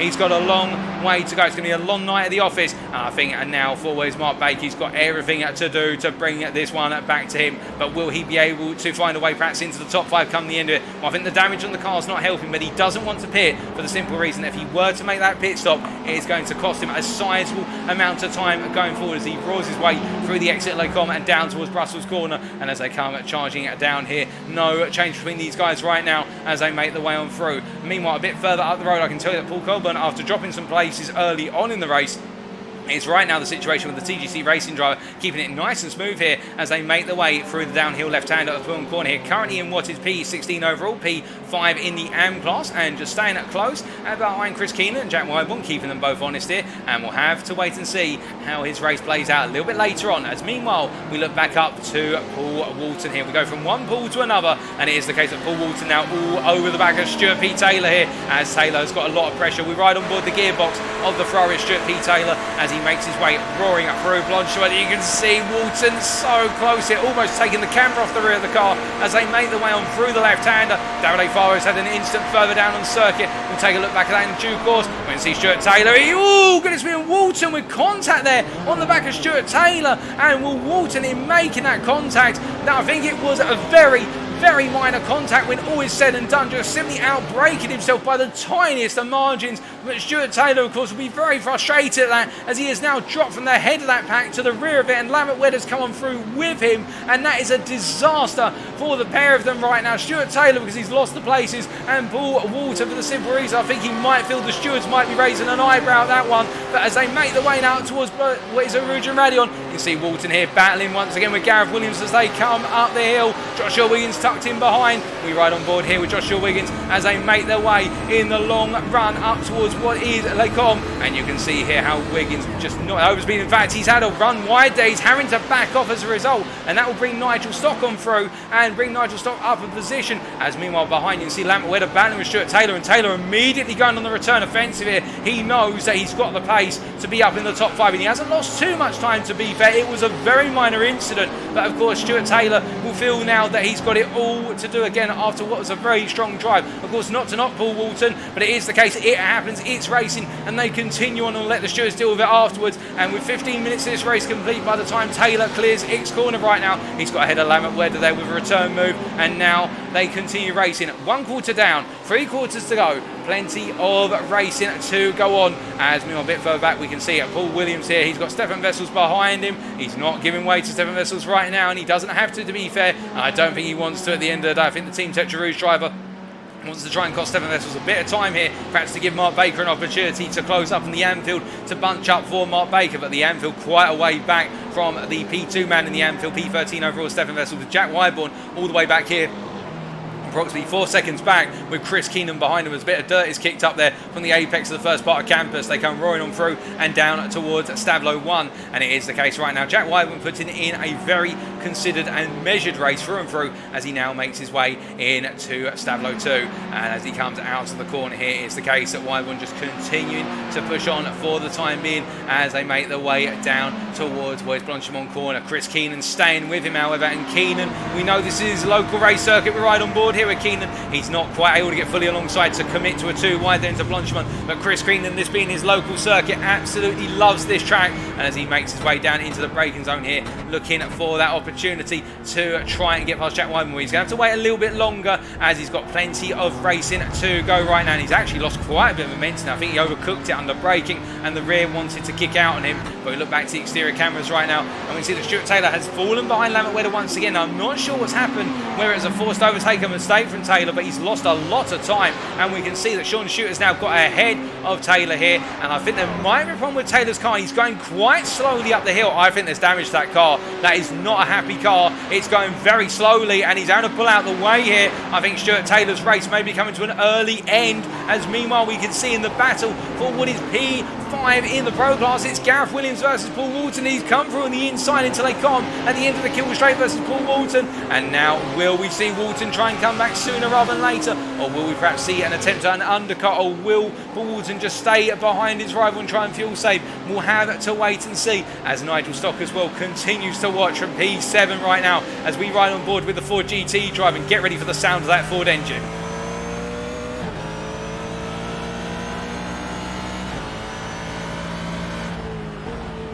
Wonderful sound there. As also you can hear the V10 Audi engine in the back of the Lamborghini Huracan as they come out of Pullen corner and now down towards campus.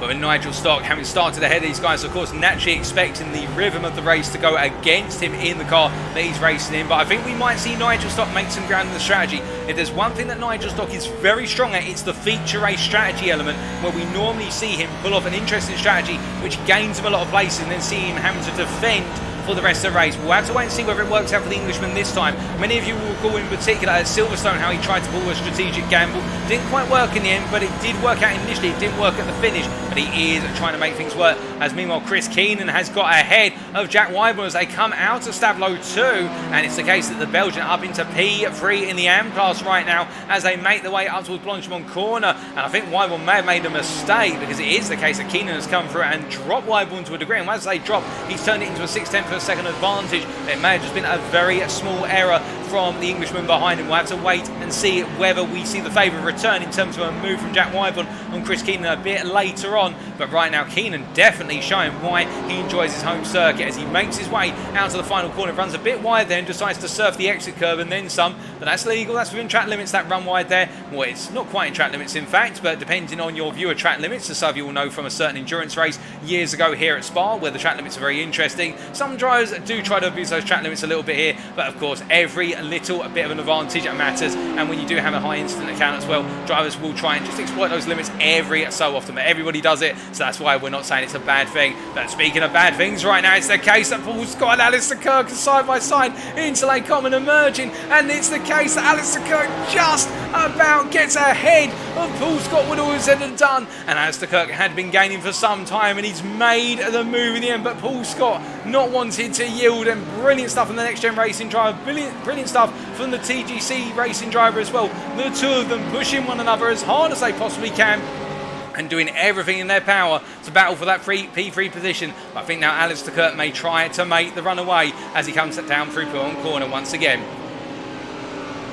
As they make the way on through, it is the case that Gareth Mills into the pits with a rather crumpled Porsche that's gone for a fast repair already. It's the case they've got the instant coffee out and repaired the car, and also the magic sponge. And as we can see, meanwhile, Jack Wyburn just pressing on right now in what has been a rather silent but efficient race so far for the Englishman, although he's still tucked in behind Chris Keenan as they make their way out of Pullen corner here. But the Anfield a little bit quieter compared to the pros at the moment, but I suspect there's going to be quite the strategic element that will shake things up. we will just have to wait and see in the meantime. But Wyvern continue to hunt down Chris Keenan, matching him on pace at this point in time, but not quite able to find a way to come back in fully and turn this pursuit into a move for what is P3 in the class. But speaking of a driver who is on a move right now, I can tell you that Stefan Vessel's hunting down his teammate, the two racing team Astra drivers. Stefan Vessel's P2 in the AM class, P11 overall, and then ahead of him it is Sean Shute. As hold up a second, what's this? Alistair Kirk's had a spin at the bus stop chicane. Now I'm not sure what has exactly happened there. We can only see the aftermath,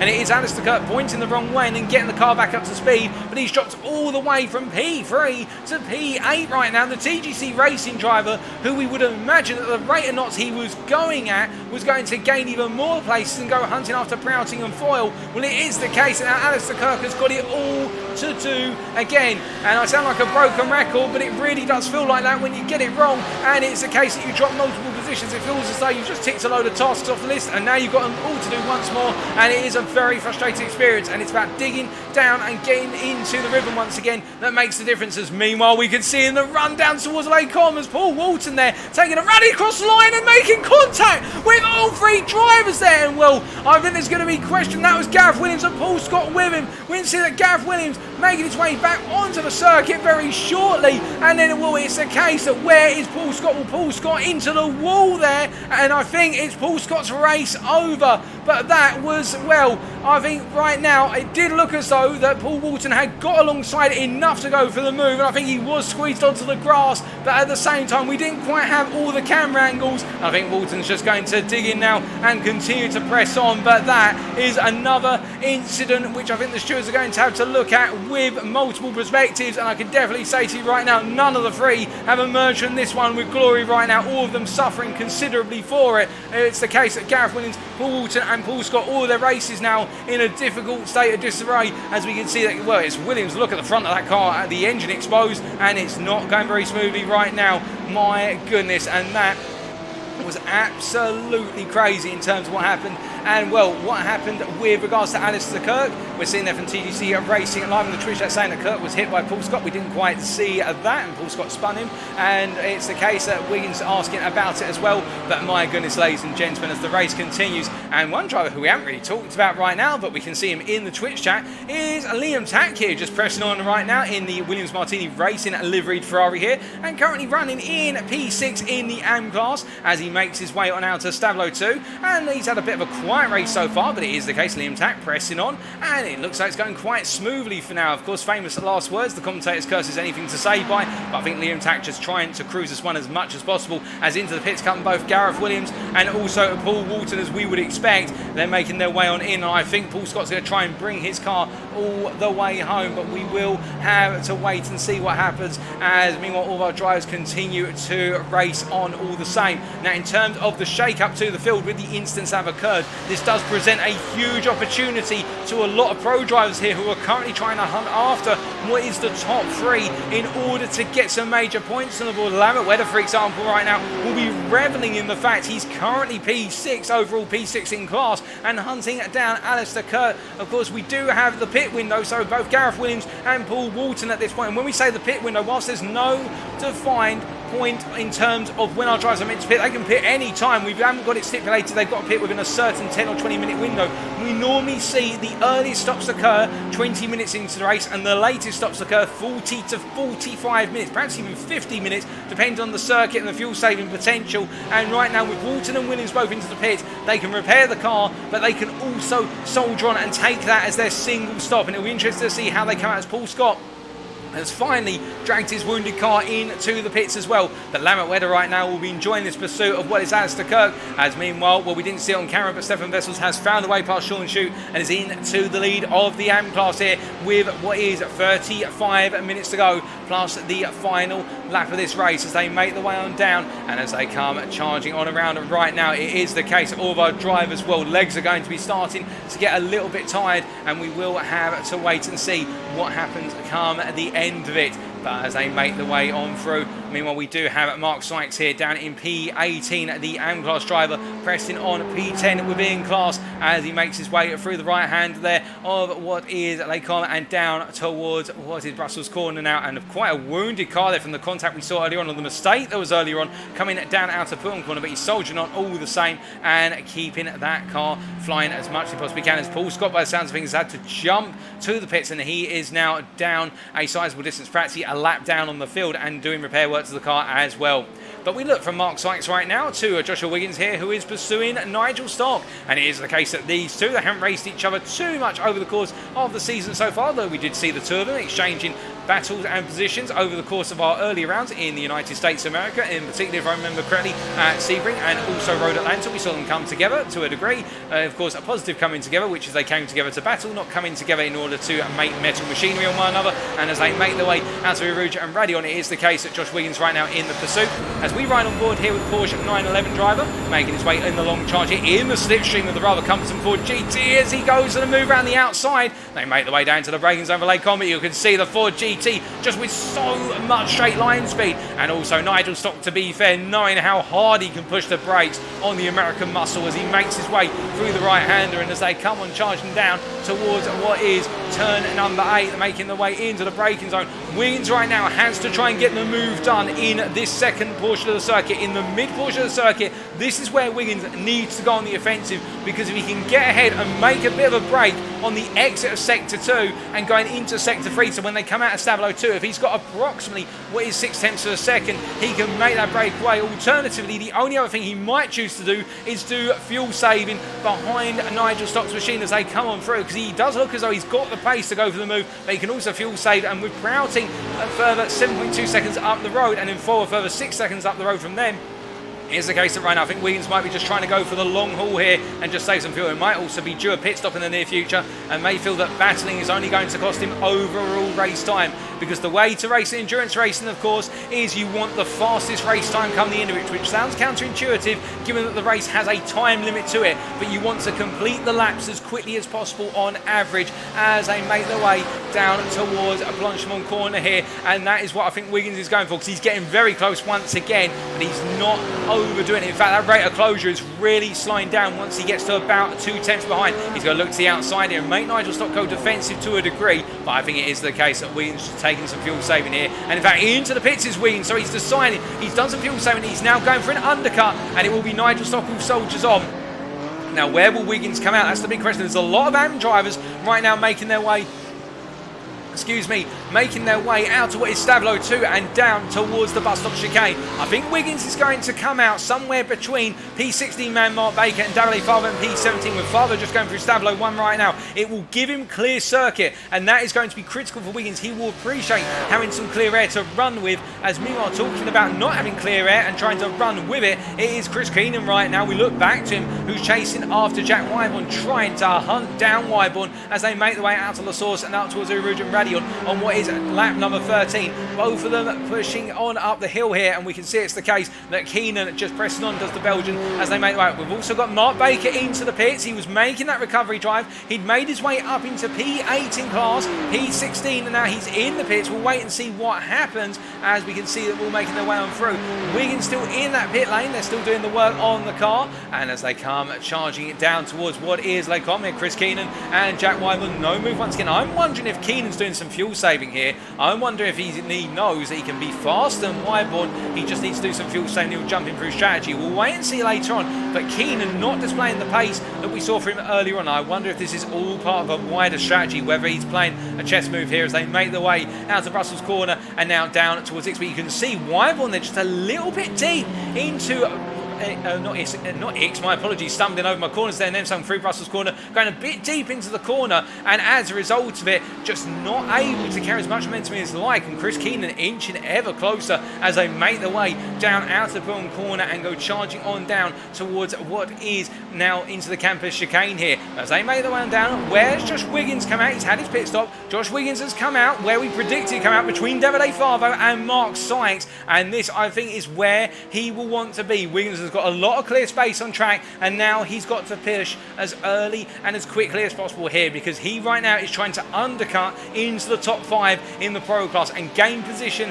for people to chase after him effectively. That is now his mission. He has got to make this a qualifying outlap and then turn it into qualifying laps for the next 3 to 4 laps. Meanwhile, speaking of somebody who right now would love to qualify for the right to hold on to P3, it's Chris Keenan all over the back of Wyborn once again. He backs off there through Blanchimont. I think he's doing some fuel saving, Keenan. He's definitely got to be for backing off like that when he was that close. He was 1.5 tenths into the apex, and he's really heavily backed it off. And Keenan carries on through, in fact, but he's really struggling through the bus stop chicane. He just can't seem to find a braking point that carries the momentum as much as he'd like. He loses out massively in that braking zone, but at the same time he's protecting the car by simply just nursing those brakes on through. Now behind him, meanwhile, we do have Paul Scott, who is a lap down. We've had Stefan Vessels come into the pit as he makes his way on through there and heads towards his pit box. Stefan Vessels, our leader in the AM class, before coming into the pits. And as he makes his way on in right now, all of our drivers coming on through still. As we have got some more pit stops in play. We've also got Andy Walmsley into the pits here, as we can see him making his way on down. And also Liam Tack into the pits here. Here's the case of the privateer coming on in for his scheduled stop at the halfway point of the race. A lot of drivers deciding to go literally on the halfway mark of this race, which is sensible, of course. If you don't want to risk an undercut or an overcut, you just simply come in midway through. There's nothing wrong with that as they make their way on around the circuit. Coming down out of Lake Comet and into what is Brussels Corner here. We've got Sean Shute, our leader once again in the AM class here. And the racing team Astra driver, whilst it is his teammate Vessels, who is getting a lot of the spotlight at this point in time, you can imagine that Shute just simply keeping his head down and pressing on here and putting in a very good race right now. And I can imagine at the pace he's going, this is going to be a P2 in class come the end of it, if it all is said and done the way he wants it to be. And I think he'll be giving himself a huge pat on the back in the number 2 T3 car if it works out that way, because that would be a great result after a fantastic debut at the Red Bull Ring only last week. But as he makes his way on down now in towards what is Campus Chicane once again, the field has spread out somewhat since the pit stops have started occurring. We can see that Paul Walton here coming on through past Stefan Vessels. Vessels having just come out of the pits and therefore a bit lower in speed as he's emerged onto the Kimmel Straight versus Paul Walton, who is charged on through. Remembering Walton has already taken his pit stop. What the damage that was picked up in the freeway contact between himself, Paul Scott and also Gareth Williams, but it is the case that right now Paul Walton trying to chase down Gareth Williams, who's only just up the road from him, and Gareth Williams has an advantage over Paul Walton of 2.1 seconds, and these two of course going racing, and it's the case that Walton trying to give that pursuit as rapidly as possible, and both of them looking to try and recover and get into the top 5 come the end of the hour. They've only got 28 minutes to go, including the final lap. We'll have to wait and see who is going to be able to make the biggest recovery, if they can. Whether the race is still there for them to recover or not, we will find out. But meanwhile, one driver who's had a pit stop that I think has not quite worked out for him, it's Andy Walmsley, and he's come out behind Mark Baker. Now, Mark Baker, as he makes his way on down through the right-hander of West Brussels Corner, we know that Baker had to make a very early stop in order to make some repair work to the car, and I suspect, whilst it has been repaired, he may be due another stop unless he does a huge amount of fuel saving. We'll wait and see from the 253 driver right now, our second place man in the AM Championship. If he can make this last the distance, this will be huge because he's jumped ahead of Walmsley, who was much further up the road. We'll wait and find out as he makes his way on through. As we say hello to No Mercy NL in the YouTube chat, and indeed put a thumbs up, ladies and gentlemen, if you are enjoying the broadcast and the race in action. It always helps, of course, and we do appreciate every little bit of feedback, whether it is a thumbs up, a thumbs down, alternatively some constructive criticism in the chat. But still, as we continue to look on right now, it is the case that Chris Keenan has found a way around the outside into Lake Com versus Jack Wyborn. That was building up for some time, and Keenan has gone through as Paul Coleman has come into the pits, and as they make their way on around right now and come roaring on down towards what is the Brussels Corner here, you can see how Chris Keenan just simply keeping it together, and you think he's finally found that opportunity to break on through. And to be fair to Keenan, he was saving up, it was building up, and he's got it done. But now, can he break away from Wyborn, or will Wyborn come on back? Now, that's the big question. Of course, these two, now we don't know what's going through their heads right now. Oh, goodness me, and well, what's going through Wyborn's head right now is he's lost the rear end, he's got to bring it back together as Paul Scott almost comes into the back of him, and that is cat-like reflexes on Wyborn and cat-like reactions from what was Paul Scott. And you can see Paul Scott flashing his lights, I think, to politely say to him, next time don't do it on the racing line, but it happens in that way. And Wyborn, my goodness, that was the catch of the century. And if he doesn't play cricket, I think he should play as a fielder right now, because if he can catch a car like that, you can imagine what he can do for England, given the fact they're not doing too well in the Ashes at this current point in time. But that's cricket scores for you. And now, instead of being caught and stumped, it is the case that Jack Wyborn goes racing, and that could have been fatal in terms of his race. But what a catch, as we can see that Davide Favo just continuing to press on all the same as he makes his way on around. And unfortunately, just to answer Also a question from Alistair Kirk in the YouTube chat. Can we not get replays of events? No, unfortunately, because we are watching a replay file back. We cannot, as Davide Favo runs wide there. We catch him at the worst time for him to run wide when he's trying to build up the pace in this race. After having what was a very difficult start, and he's still got to make his pit stop. That's going to cost him some sizable time. Unfortunately, we cannot get replays or race events here for you, ladies and gentlemen, so we're trying to catch everything we can live as it happens in the replay. But meanwhile, with Paul Williams into the pits now, it is the case that the Team Tetra Rouge driver has done enough for his first stint.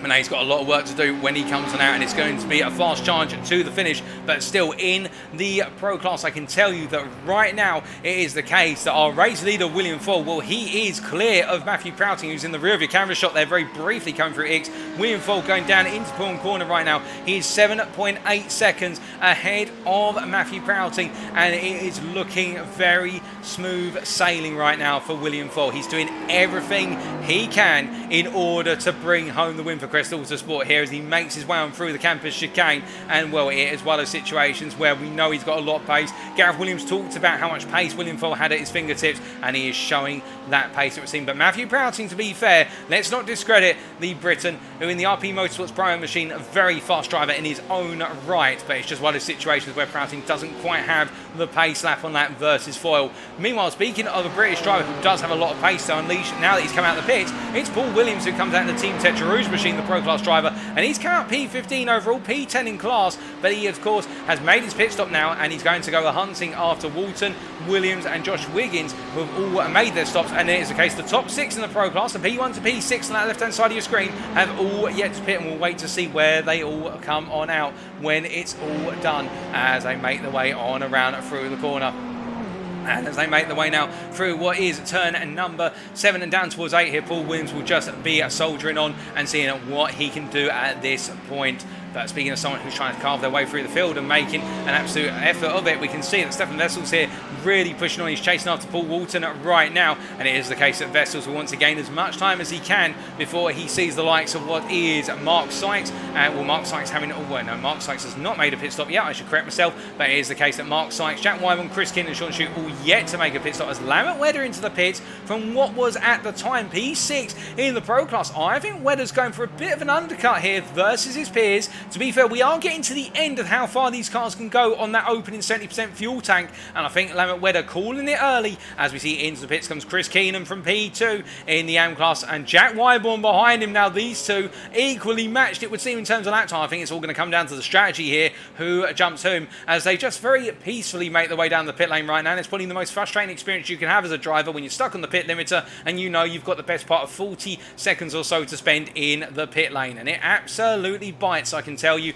And it bites so much so as, oh goodness me, Wyborn hitting the wall there as he went through the Lasource corner in the pit lane, and that's cost him sizable time. And he had to do some repair work to the car as Elwyn Sykes has just come on out, and did Wedder hit the wall as well? I think he may have. We definitely saw that Wyborn did. I think Lambert Wedder did have a brief scratch of the wall, although I didn't quite see that on camera, so we'll have to wait and see whether Mr. Wedder in the chat can confirm that. But we'll have to wait and see for now as he comes out of the pit lane, and he does confirm it in the YouTube chat there, the No Mercy driver in the chat, and he makes his way on out right now, racing the team at Racing Netherlands, I should really say, but his username there in the YouTube chat, No Mercy. And as he gets back up to speed, that brief flip of the wall will not be good to what is his racing aspirations going on. It will have cost him some time, but he has come out ahead of Gareth Williams, and Gareth Williams right there behind him and looking for the move here down in the run to Lake Com. He's going to go around, and Lambert Wedder does not have the overspeed almost, and you can imagine if he hadn't made that brief tap with the wall, he would be ahead of Gareth Williams, who now is up into P9 overall. That's P7 in class, and Williams on a mission here to try and get back into that top 5. The next man in his sights is Joshua Wiggins, who is up the road and who has made a pit stop. The gap between them right now is the best part of 9 seconds, and Wiggins, to be fair, just cruising on through here and cruising to try and make a bruising into that top 5 as he makes his way downhill through Prune Corner. But meanwhile, William Fall into the pits, as is Matthew Prouting. But meanwhile, the Ford GT of Nigel Stock goes on for another lap. It also goes a bit deep into La Source, but he was pulled it back together, and Nigel Stock will lead a lap of this race in the Ford GT as we see Gareth Williams tucked in behind him there, a lap down in P21, and Gareth Williams in P11 in the AM class for the full picture.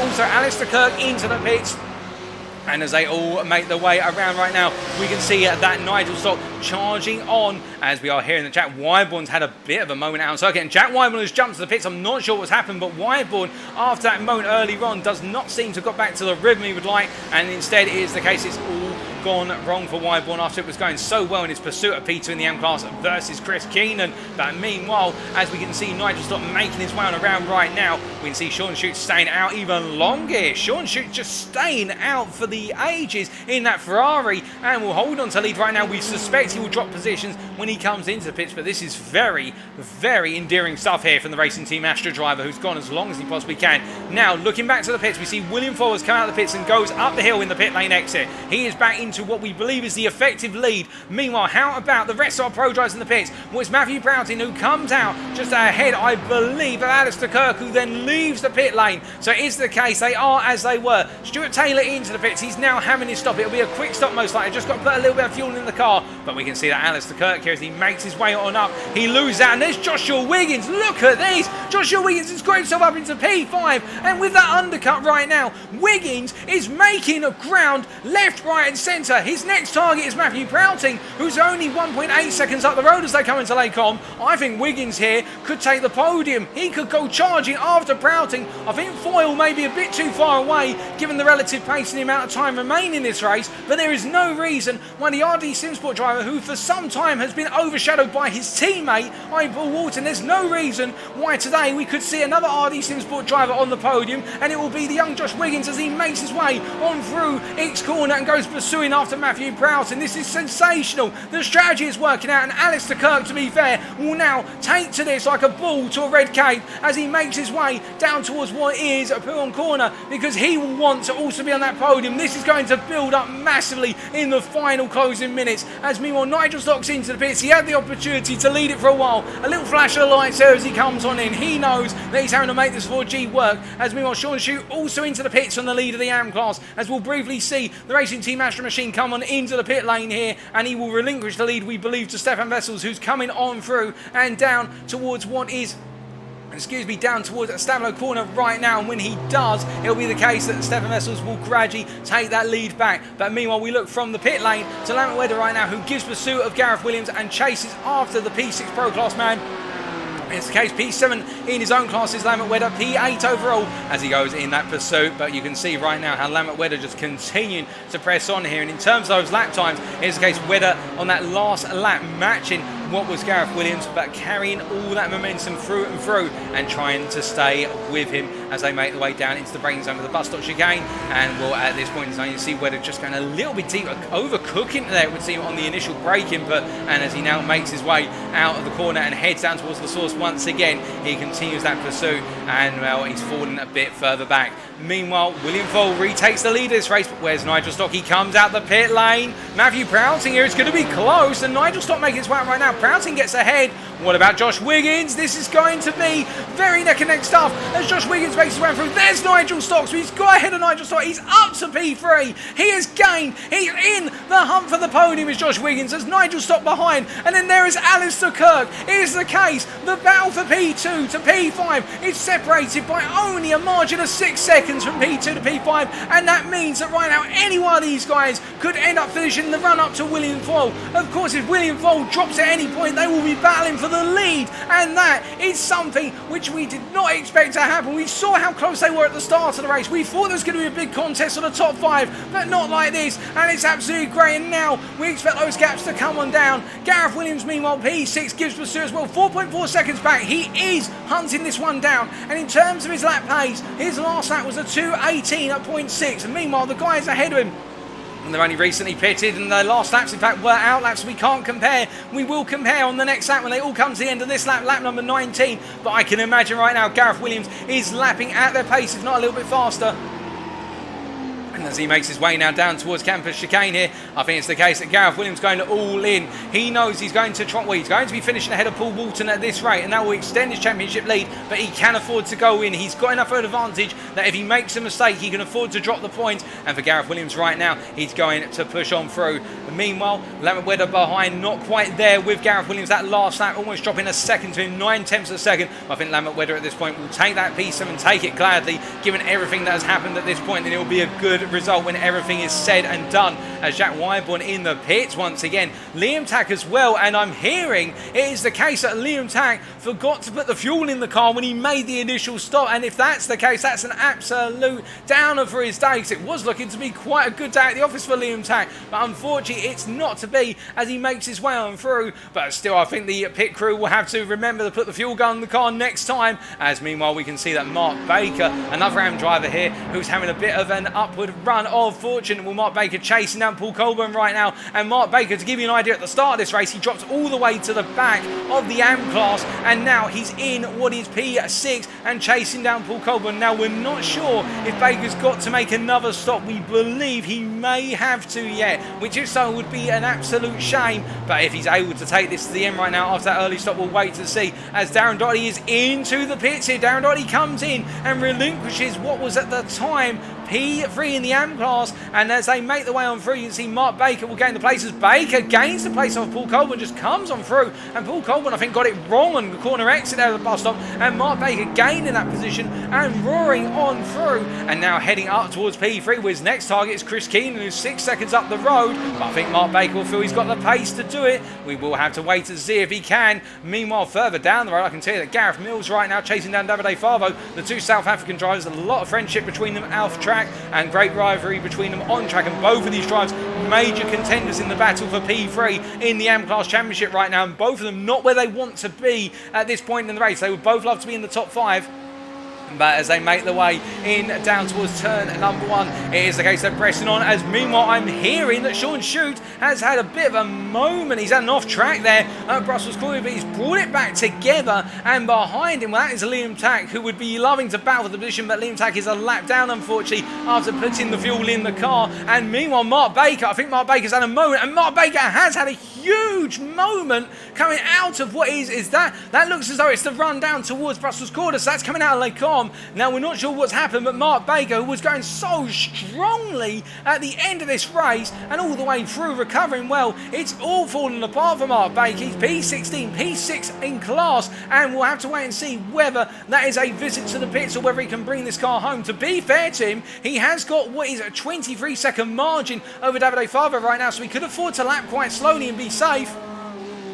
But we'll wait and see whether Davide Favo has something to say about that, and whether the damage has something to say about it with regard to Mark Baker's aspirations to finish this race, as we will wait and see in the near future, as we see that Gareth Mills continuing that pursuit and not able to find a way on through right now, as they both make their way down through Corner. And do keep in mind, ladies and gentlemen, as we see Davide Favo run a bit wide there, carrying a bit too much speed in the downhill, and as they come down, Gareth Mills looking to the outside in the run to campus as the camera flips around there, and as they make their way through, Gareth Mills gains the position and up into P7, and that's a critical overtake. He will need every point he can to chase down Davide Favo in the championship as they make their way in towards Stavlo once more. And as they come on through, what I was about to say, keep in mind, ladies and gentlemen, the fact that in the Apex Racing Academy lobby last night, we saw a number of drivers run out of fuel right at the end, none more so than the rather wholesome moment where we saw the CXR Project Black team push Matthew Hodges across the line. I believe it was Matthew Hodges or Ed Lack, one of the two of them pushing the other across the line. But regardless, it is the case that the fuel goes to the limit with that one stop. And we see Stefan Vessels has found his way past Lambert Wedder, who tucks in behind right now. Of course, Stefan Vessels gains nothing by overtaking a pro other than a little bit of personal pride and a sense of achievement, the way he's cutting his way up the field. And right now, the AM driver on course to make it a perfect night of racing in his mind as he makes his way out of Ix and down towards Bull. And he's still got 19 minutes to go, 11 minutes to go, but as he makes his way on around right now, heading up to the end of the 49th minute of this race, I think Vessels will feel as though everything is cruising along. But meanwhile, we ride on board with Alistair Kirk here, who, having come out behind Nigel Stock, behind Josh Wiggins, behind Matthew Browsing, will now have it all to do. He's hunting that podium. He knows he had the pace to be on that podium if it weren't for the instant earlier on at the bus stop chicane, and now he goes in pursuit of Nigel Stock. But you can see the Ford GT just got so much acceleration out to Stavlo 2 as they make their way in the run down towards Blanchimont Corner. Flat out they both go on worn tyres with cars that have seen better days, and as they make their way down towards the bus stop chicane here under braking, will we see Kirk go for it? He's got a very very aggressive braking line compared to Nigel Stock, who goes very deep and has to essentially bring the car to a standstill on the apex, the second apex of the bus stop chicane.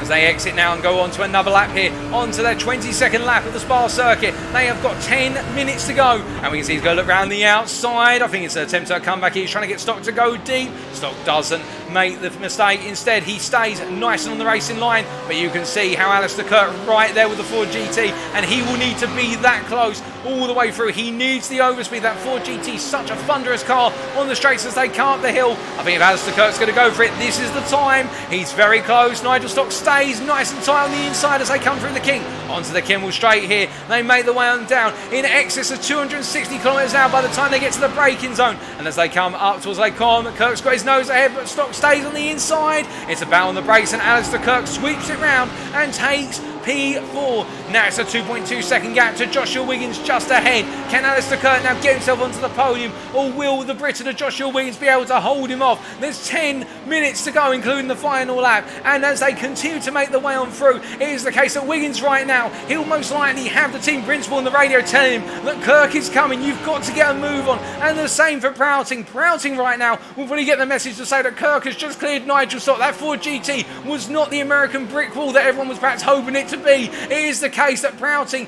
is vulnerable, as is Wiggins, as they make the way on through. Or will we see it come to a stalemate? We'll have to wait and see. In terms of lap times, I did promise you a briefing on that. Our race leader, William Volt, on 2:18.8 that last lap. Meanwhile, Matthew Prouting, a 2:19.0. Josh Wiggins, a 2:18.6. The fastest man of anybody in the top three. But then it is Alistair Kirk, who is flying a 2:18.4 on that previous lap. He is setting very fast laps right now. He's the fastest man out on circuit, and well, with that in mind, it is the case that Alistair Kirk is trying to hunt down that podium. He wants it, he can see it, and he is hunting it with Demon Nishvira as they make the way all the way around and in towards what is Blanchimont. And as they come on through once again, you can see Nigel Stock staying with him. I don't think Stock wants to lose Alistair Kirk for the simple reason, if anything kicks off, Stock wants to be there to pick up the pieces as they make the way into the braking zone. And as they come on through, they make the way through the right into left here of what is the bus stop chicane as we say hello to Skivet. That's Chris Keenan in the Twitch chat. Feel free to say hello to him if you're in Twitch with him, folks. Chris Keenan,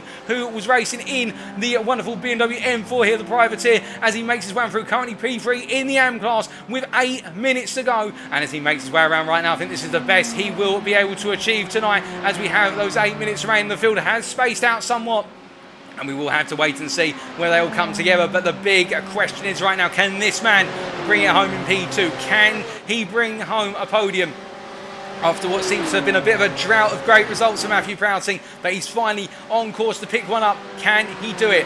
Well, we'll have to wait and see.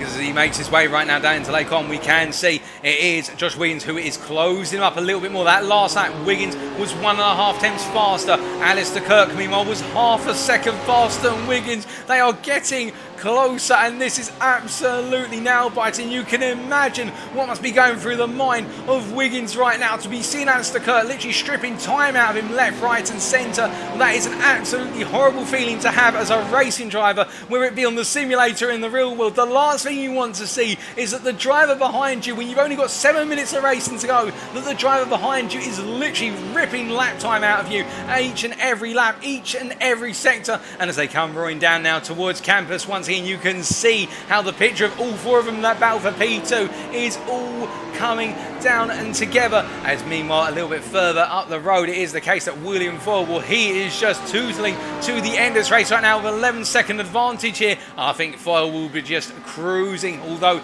it doesn't look like it, of course, having to muscle that Audi R8 around this circuit all the way through, and for a very tricky car to drive. I think he will be just enjoying this experience as it is coming his way. Meanwhile, in what is the AM class, I can tell that Sean Shute, despite what seems to be an error down at Brussels Corner, he has got himself back up to speed, and the Racing Team Astra driver will be coming home P2 at this rate, and it will be a double podium for Racing Team Astra if it was to finish as it is. Meanwhile, Mark Baker, well, he's going the distance. He is not making one more stop. It is the case that he's pushing on with a flash of lights here, and I'm not sure whether there's been a prior disagreement between Andy Walmsley and Mark Baker over the course of the lap, but you can see that Mark Baker definitely giving that pursuit to the very end, trying to get into the top 5 of the AM class. He's currently P6 in the AM class, P16. Andy Walmsley, he's a challenger here for that P5, and right now the two of them will be duking it out at the very end. But speaking of two drivers coming together, Wiggins now within a second here of what is Matthew Prouting, and as he makes his way up the hill, we ride on board here with the Porsche driver as he makes his way over, and he's finally inching close enough to really feel that toe on the straight again. The straight line speed deficit of the Porsche versus the BMW will now not hurt as much as it used to as they make their way down towards Lake Com, and Wiggins made his way under braking, and with a number of slowdowns in the run down the Kimmel Straight due to track limits at what was Aruja Radio, and finally hooking things up very nicely and very consistently. And this turn of form is absolutely fantastic as he makes his way in the run now down towards Russell's corner, coming down into that braking zone. This is where the Porsche has all of the advantages. It has the handling, it has the rotation, it has the weight transfer it needs, and it has the driver to make it all work as they make their way through X corner here. That Matthew Prouting, of course, at the same time knowing just what the BMW can do as they make their way down towards Pilton Corner. You can see that gap stabilising about 7.5 tenths as they make their way down into the drop, and as they come through at the double left and make their way towards campus. This again is where Wiggins will close up. He can just be a bit braver on the throttle in, but he can trust the car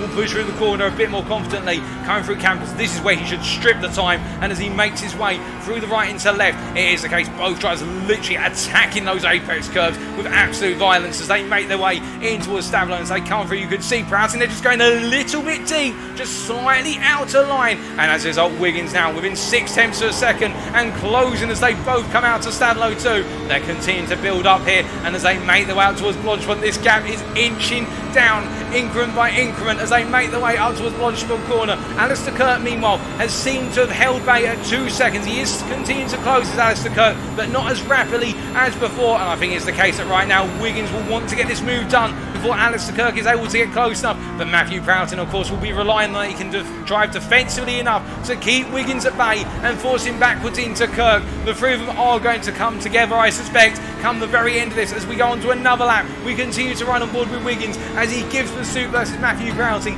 into La Source, and this time as they come through, the gap between them is now only in the region of 3 to 5 tenths as they emerge from the corner. You can see it's 4 tenths of a second, and Wiggins is primed now. If he nails the Aruja Radio on this time, he will be right there on the Kimmel Straight, and will he be able to go for it? That is the big question as they make the way out the hill. Full committal from both drivers here, both of them on the absolute limit as they make their way onto the straight, and you can see Wiggins has already got the overspeed as we cut to the exterior cameras. It's the long run down the straight. Matthew Prouting doesn't offer a defence here. I think Prouting wants to come home in P3. I don't think he wants to try and fight too hard. I think he might be worried about a bit of fuel, but it is the case that Wiggins sails through on the inside, gets the move done. He's up into P2, and now he just needs to break away. That's the big challenge, as meanwhile further down the order I can see, oh goodness me, what's happened to Paul Colburn now? It looks as though Andy Walmsley and Paul Colburn have been in some sort of instant, because Andy Walmsley going quite slowly out of the bus stop, and will Mark Baker there. He will appreciate the 2-for-1 offer, but it is the case. I don't think he would have wanted it to come like that. He's up into P14 overall, P4 in class. Andy Walmsley stays in P5, but Paul Colburn into the pits there with what looks to be major damage to the car. We're not sure what exactly has happened, but I believe, and I'm hearing in my ear, there was contact between Colburn and Walmsley, and well, that is a shame, because both those drivers were looking to have great races to finish off on.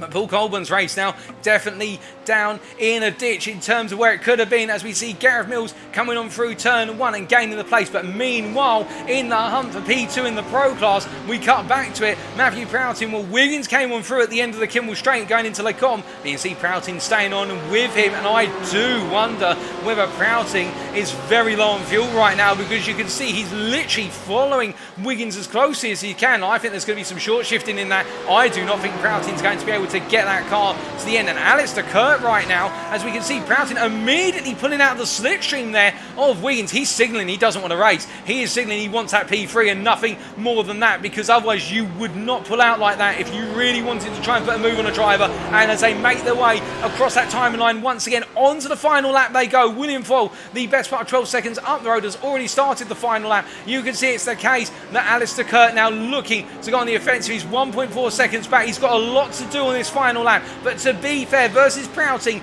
he is approximately a second of a lap faster compared to Prouting, and if he nails it come the end, he will be in an attacking distance most likely come the end of the run to the bus stop chicane. So it's all going to happen on the final corner of the final lap. If he is going to do it, we'll have to wait and see. However, as he makes his way down the Kimmel Straight here, and you can see Wiggins doing a little bit of a weave here. I think he's thinking of two minds, whether Prouting's just waiting until the very end to try and make the return move, but I think it is the case that Prouting really struggling for fuel here, and as a result just tucking in as they make the way on through. They come and down towards Brussels corner. This is the closest battle out of circuit, so we're going to stay with it, ladies and gentlemen, for the time being, as they make the way all the way down and through here, down through the final corner, down through Brussels as they come through, and as they make their way in towards Ix, you can see where it's the case of Prouting all over the back of Wiggins as we ride on board the gearbox here. I am wondering whether Prouting's saving it all up and literally going to go for it right at the very end, which if so, a bit of an unconventional way to go about trying to hold on to P2,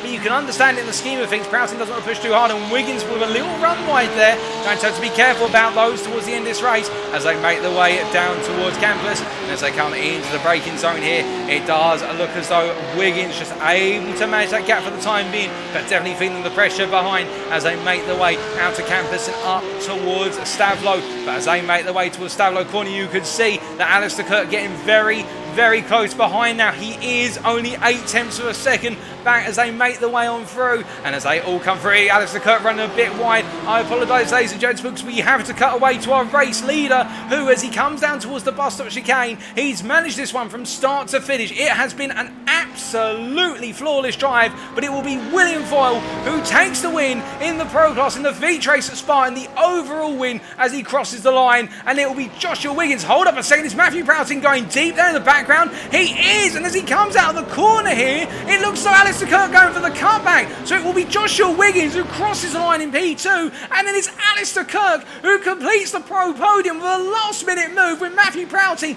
locking up under braking, and then it will be Nigel Stock who completes the top 5, a brilliant top 5 finish for Nigel Stock, and then Gareth Williams who recovers to P6 with eyesight of P5, and what could have been today, Stefan Wessels meanwhile, well, there's only one thing you can say for the South African. It has been the perfect night of the races, and he has taken back-to-back wins with a phenomenal drive in the feature race. Lamont Wedder P8 there overall, P7 in class, Paul Walton P9, Paul Williams P10, Stuart B. Taylor P11, and then Sean Shute won only his second round of this series, the Racing Team Astra driver, making it a double podium for Racing Team Astra in the feature race. A brilliant drive from him. And Chris Keenan, as he comes through the final pair of corners, will come home to take a podium in the feature race. The Belgian, who lives just a bit down the road from the Spa circuit, will be bringing it home on the podium. I think he will be very pleased with that, all things considered, given that is a fantastic result. And I think that is his best result of the season to date, and he has earned it the hard way. Mark Baker recovered to P4 in the end. He'll be giving himself a pat on the back, because it could have been a lot worse when all things are considered. And Andy Walmsley rounds off the top 5 in the AM class, ahead of Gareth Mills, who makes his way right now up towards the final corner here. And well, as he makes his way on in right now, Gareth Mills, it wasn't to be his race today in terms of finishing in the top 5, but he did find a way to get ahead of Davide Favo, and that will keep him alive in the hunt for P3 as he comes across line. P16 overall, P6 in class. Davide Favo will come home just behind him in P17. A difficult day for Davide Favo, and that P3 in the championship definitely under threat. It will then be Paul Scott who then comes home in P18 as he comes across the line. And as he makes his way across, the Amdrive Darren Doherty P19 with having to take 2 pit stops in. A difficult day for the Irishman. And Mark Sykes coming across there just behind Paul Colburn, who was a lap down in P22, but Mark Sykes completes our top 20, and Elwyn Sykes between the two of them in P21. We had the retirements of Jack Wyburn, Travis Linscombe Hatfield and Dan Murray, but what a fantastic race from start to finish indeed. William Foyle right now, he will be very pleased with that drive. Well, ladies and gentlemen, with that, give us a couple of minutes. We'll be bringing you your post-race interviews with your race winners. And indeed, we're looking forward to hearing from William Foyle. I'm sure he'll have plenty to say about picking up his maiden win in the series.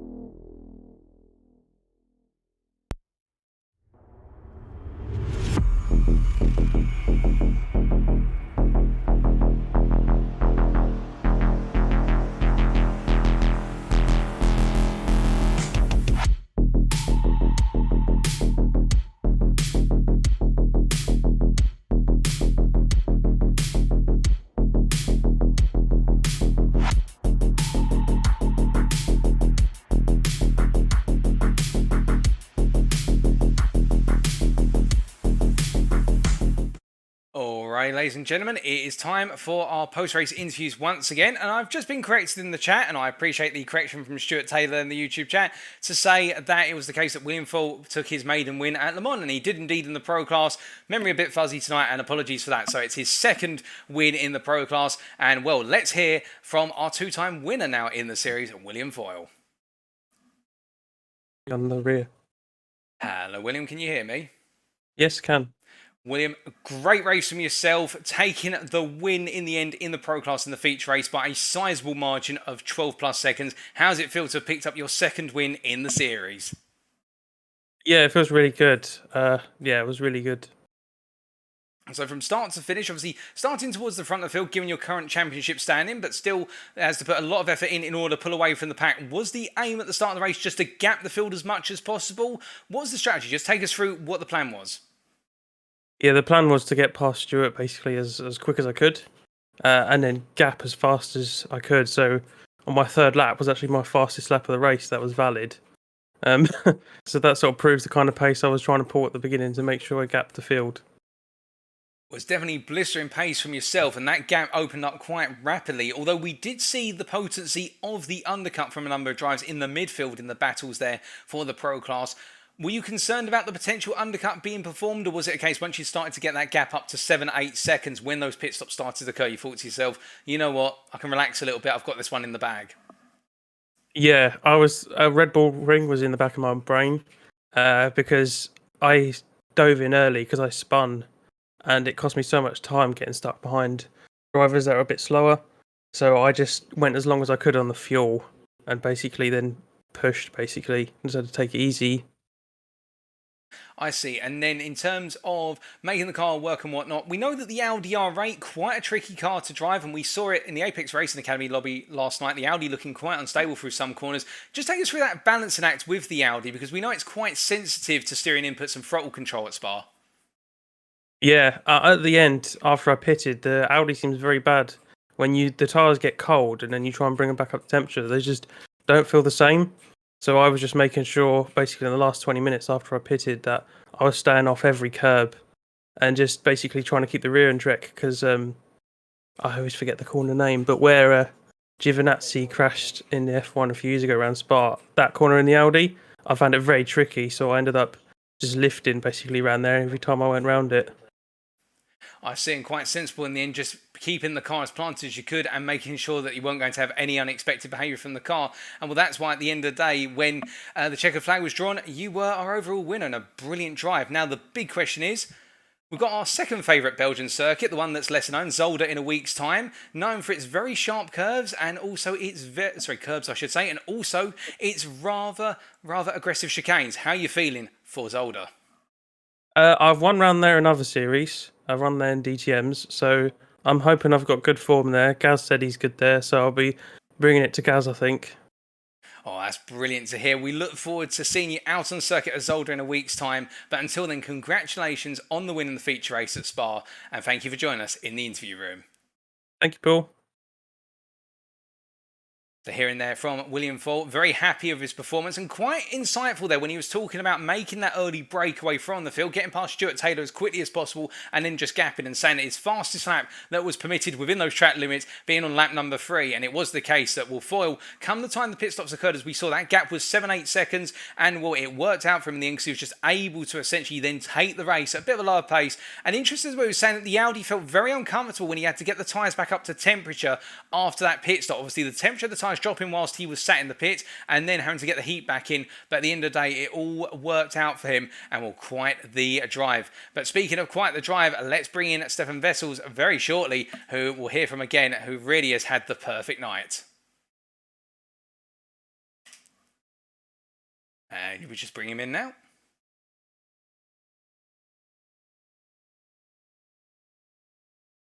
Hello again, Stefan, can you hear me? Yes, Paul. Thank you. Stefan, another win, back-to-back wins at Spa, and it looks as though it's been the perfect night for yourself. I don't think there was a single flaw in the night. How does it feel to have a perfect day at Spa-Francorchamps? It's great, man. It's been a really great outing this evening for this race. So very enjoyable. Oh, that's brilliant to hear. And in terms of that enjoyment, it did look as though it was quite a difficult start. It was a bit of a slow start from yourself, but I think you were just trying to hold back and avoid any of the potential carnage or get involved in any instance in the opening couple of laps. Just take us through, because we saw the Anfield go side by side through Uruge and Radion very early on at the start of the race, and well, everybody made it through safe. Yeah, so right at the start, from basically we started racing into turn one with the way our start worked out. So I just hanged back because I knew something could potentially happen at Radion as well, and that's the last place you want to be, braking to try and avoid something, because that will just make yourself go off track or spin or something like that. So I just hang back, and throughout the lap started to catch up. And yeah, I think even though at the second half of the lap we had some fast coming out of Puan, there was a couple of guys door to door touching, and it was a bit tricky, but managed to get through some guys, past some guys there. And from there it was like a one by one, just wait for the opportunity one by one, and then yeah, caught up to some of the pro guys and had a really nice battle with Paul and with Lammert. So some nice battles with them. It was cool. It was very entertaining. Indeed, there were brilliant battles between yourself and also the pros, as you mentioned there, particularly the battle of Lammert, where we saw the side-by-side between the two of you on multiple occasions, and you gaining the upper hand in the end. And just taking a brief moment, of course, it was a double podium in the feature race, with yourself on the top step and also Sean Shute on the second step. Just your thoughts on Sean's performance, because he's been doing very well after only his first 2 rounds in the series. Yeah, so Sean, I'm just going to... His surname is Sean Skitter. Skitter, Skitter, yes. We've been joking with him saying Sean Shoot. I've butchered another name, add that one to the list. All good. So, yeah, we've been having... I've been sim racing with him since I started sim racing, and through our journey from Gran Turismo, GT Sport, and then ACC, and now I actually I showed him iRacing, and then he got involved with us. Yeah, he's always been a very quick driver, and I'm very impressed with how quickly he caught onto iRacing. So yeah, if he was here for the full season, it might have been a different story. Oh my goodness, well, he's doing fantastically, and I think it's definitely the case that we're going. Well, Racing Team Astra as a whole have really come alive over the course of the season, with also your other teammate Davide Favo right now battling for what is P3 in the championship. But looking ahead to, in a week's time, we head to Zolder, or the second favourite Belgian circuit for many. How are you feeling for the circuit that's known for its very high curbs and also its tricky chicanes?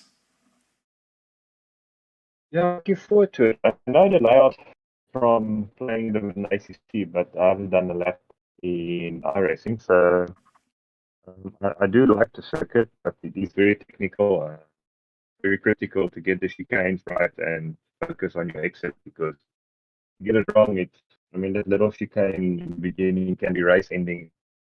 It seems like such a small corner, but yes, very important. Oh, indeed. Well, we look forward to seeing you take to the Belgian circuit in a week's time. But until then, congratulations on the perfect evening from yourself at Spa. And thank you for joining us in the interview room again. Thanks, Paul. Keep up. All the best. Yeah. So hearing there from Stefan Wessels once again there with an absolutely flawless night. And you could hear not just the fact that he made his way through the field after a slow start, being very wary of where the AM class started. It started at La Source, and so staying back to avoid any potential incidents. But the AMs, to be fair, well, everybody in fact making their way through the opening lap relatively safely, or at least the opening few corners. And then once that momentum had started to come through, the field had calmed itself down. That's when Wessels went on the offensive and started to carve his way through the positions. And as he was saying, enjoyed battling also with the pros of Lammert Weather and also what was Paul Scott in the end. And well, with that, I think Stefan Wessels will now be trying to carry all that momentum to Zolder, a circuit he'll be familiar with, of course, from Assetto Corsa competition, but on iRacing, the circuit may just be a little bit different in terms of its modelling, but we'll wait and see.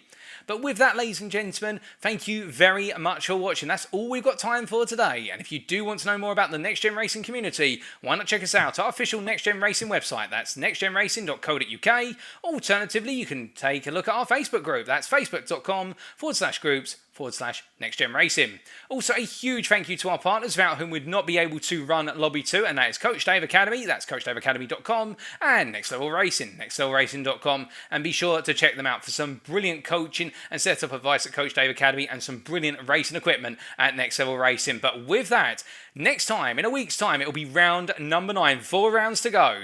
And it'll be on the Thursday, the 20th of January 2022, that we bring you back all the action from Circuit Zolder, home of DTM, for Lobby 2. And it's a case that this circuit, as we heard from both William Full and also what was Stefan Vessels there, a circuit known for its chicanes and its high curves, a very tricky circuit, and a circuit where one mistake could be a race ending, and our drivers will be very cognizant of that through and through over the course of the race, with regards to the fact they only need to get it wrong once and it could be a disaster. And whilst the visual lap right now is being brought to you by Matt Caruana from the Apex Racing Academy lobby, we'll be sure to have a reference lap on hand from one of our Coach Dave Academy Next Level Racing lobby racers, and we'll be taking you through the lap in a week's time. But until then, ladies and gentlemen, thank you very much for tuning in. We have been Next Gen Racing. I have been your host and commentator, Paul TX141 Walsh, also known as Britain a Spit.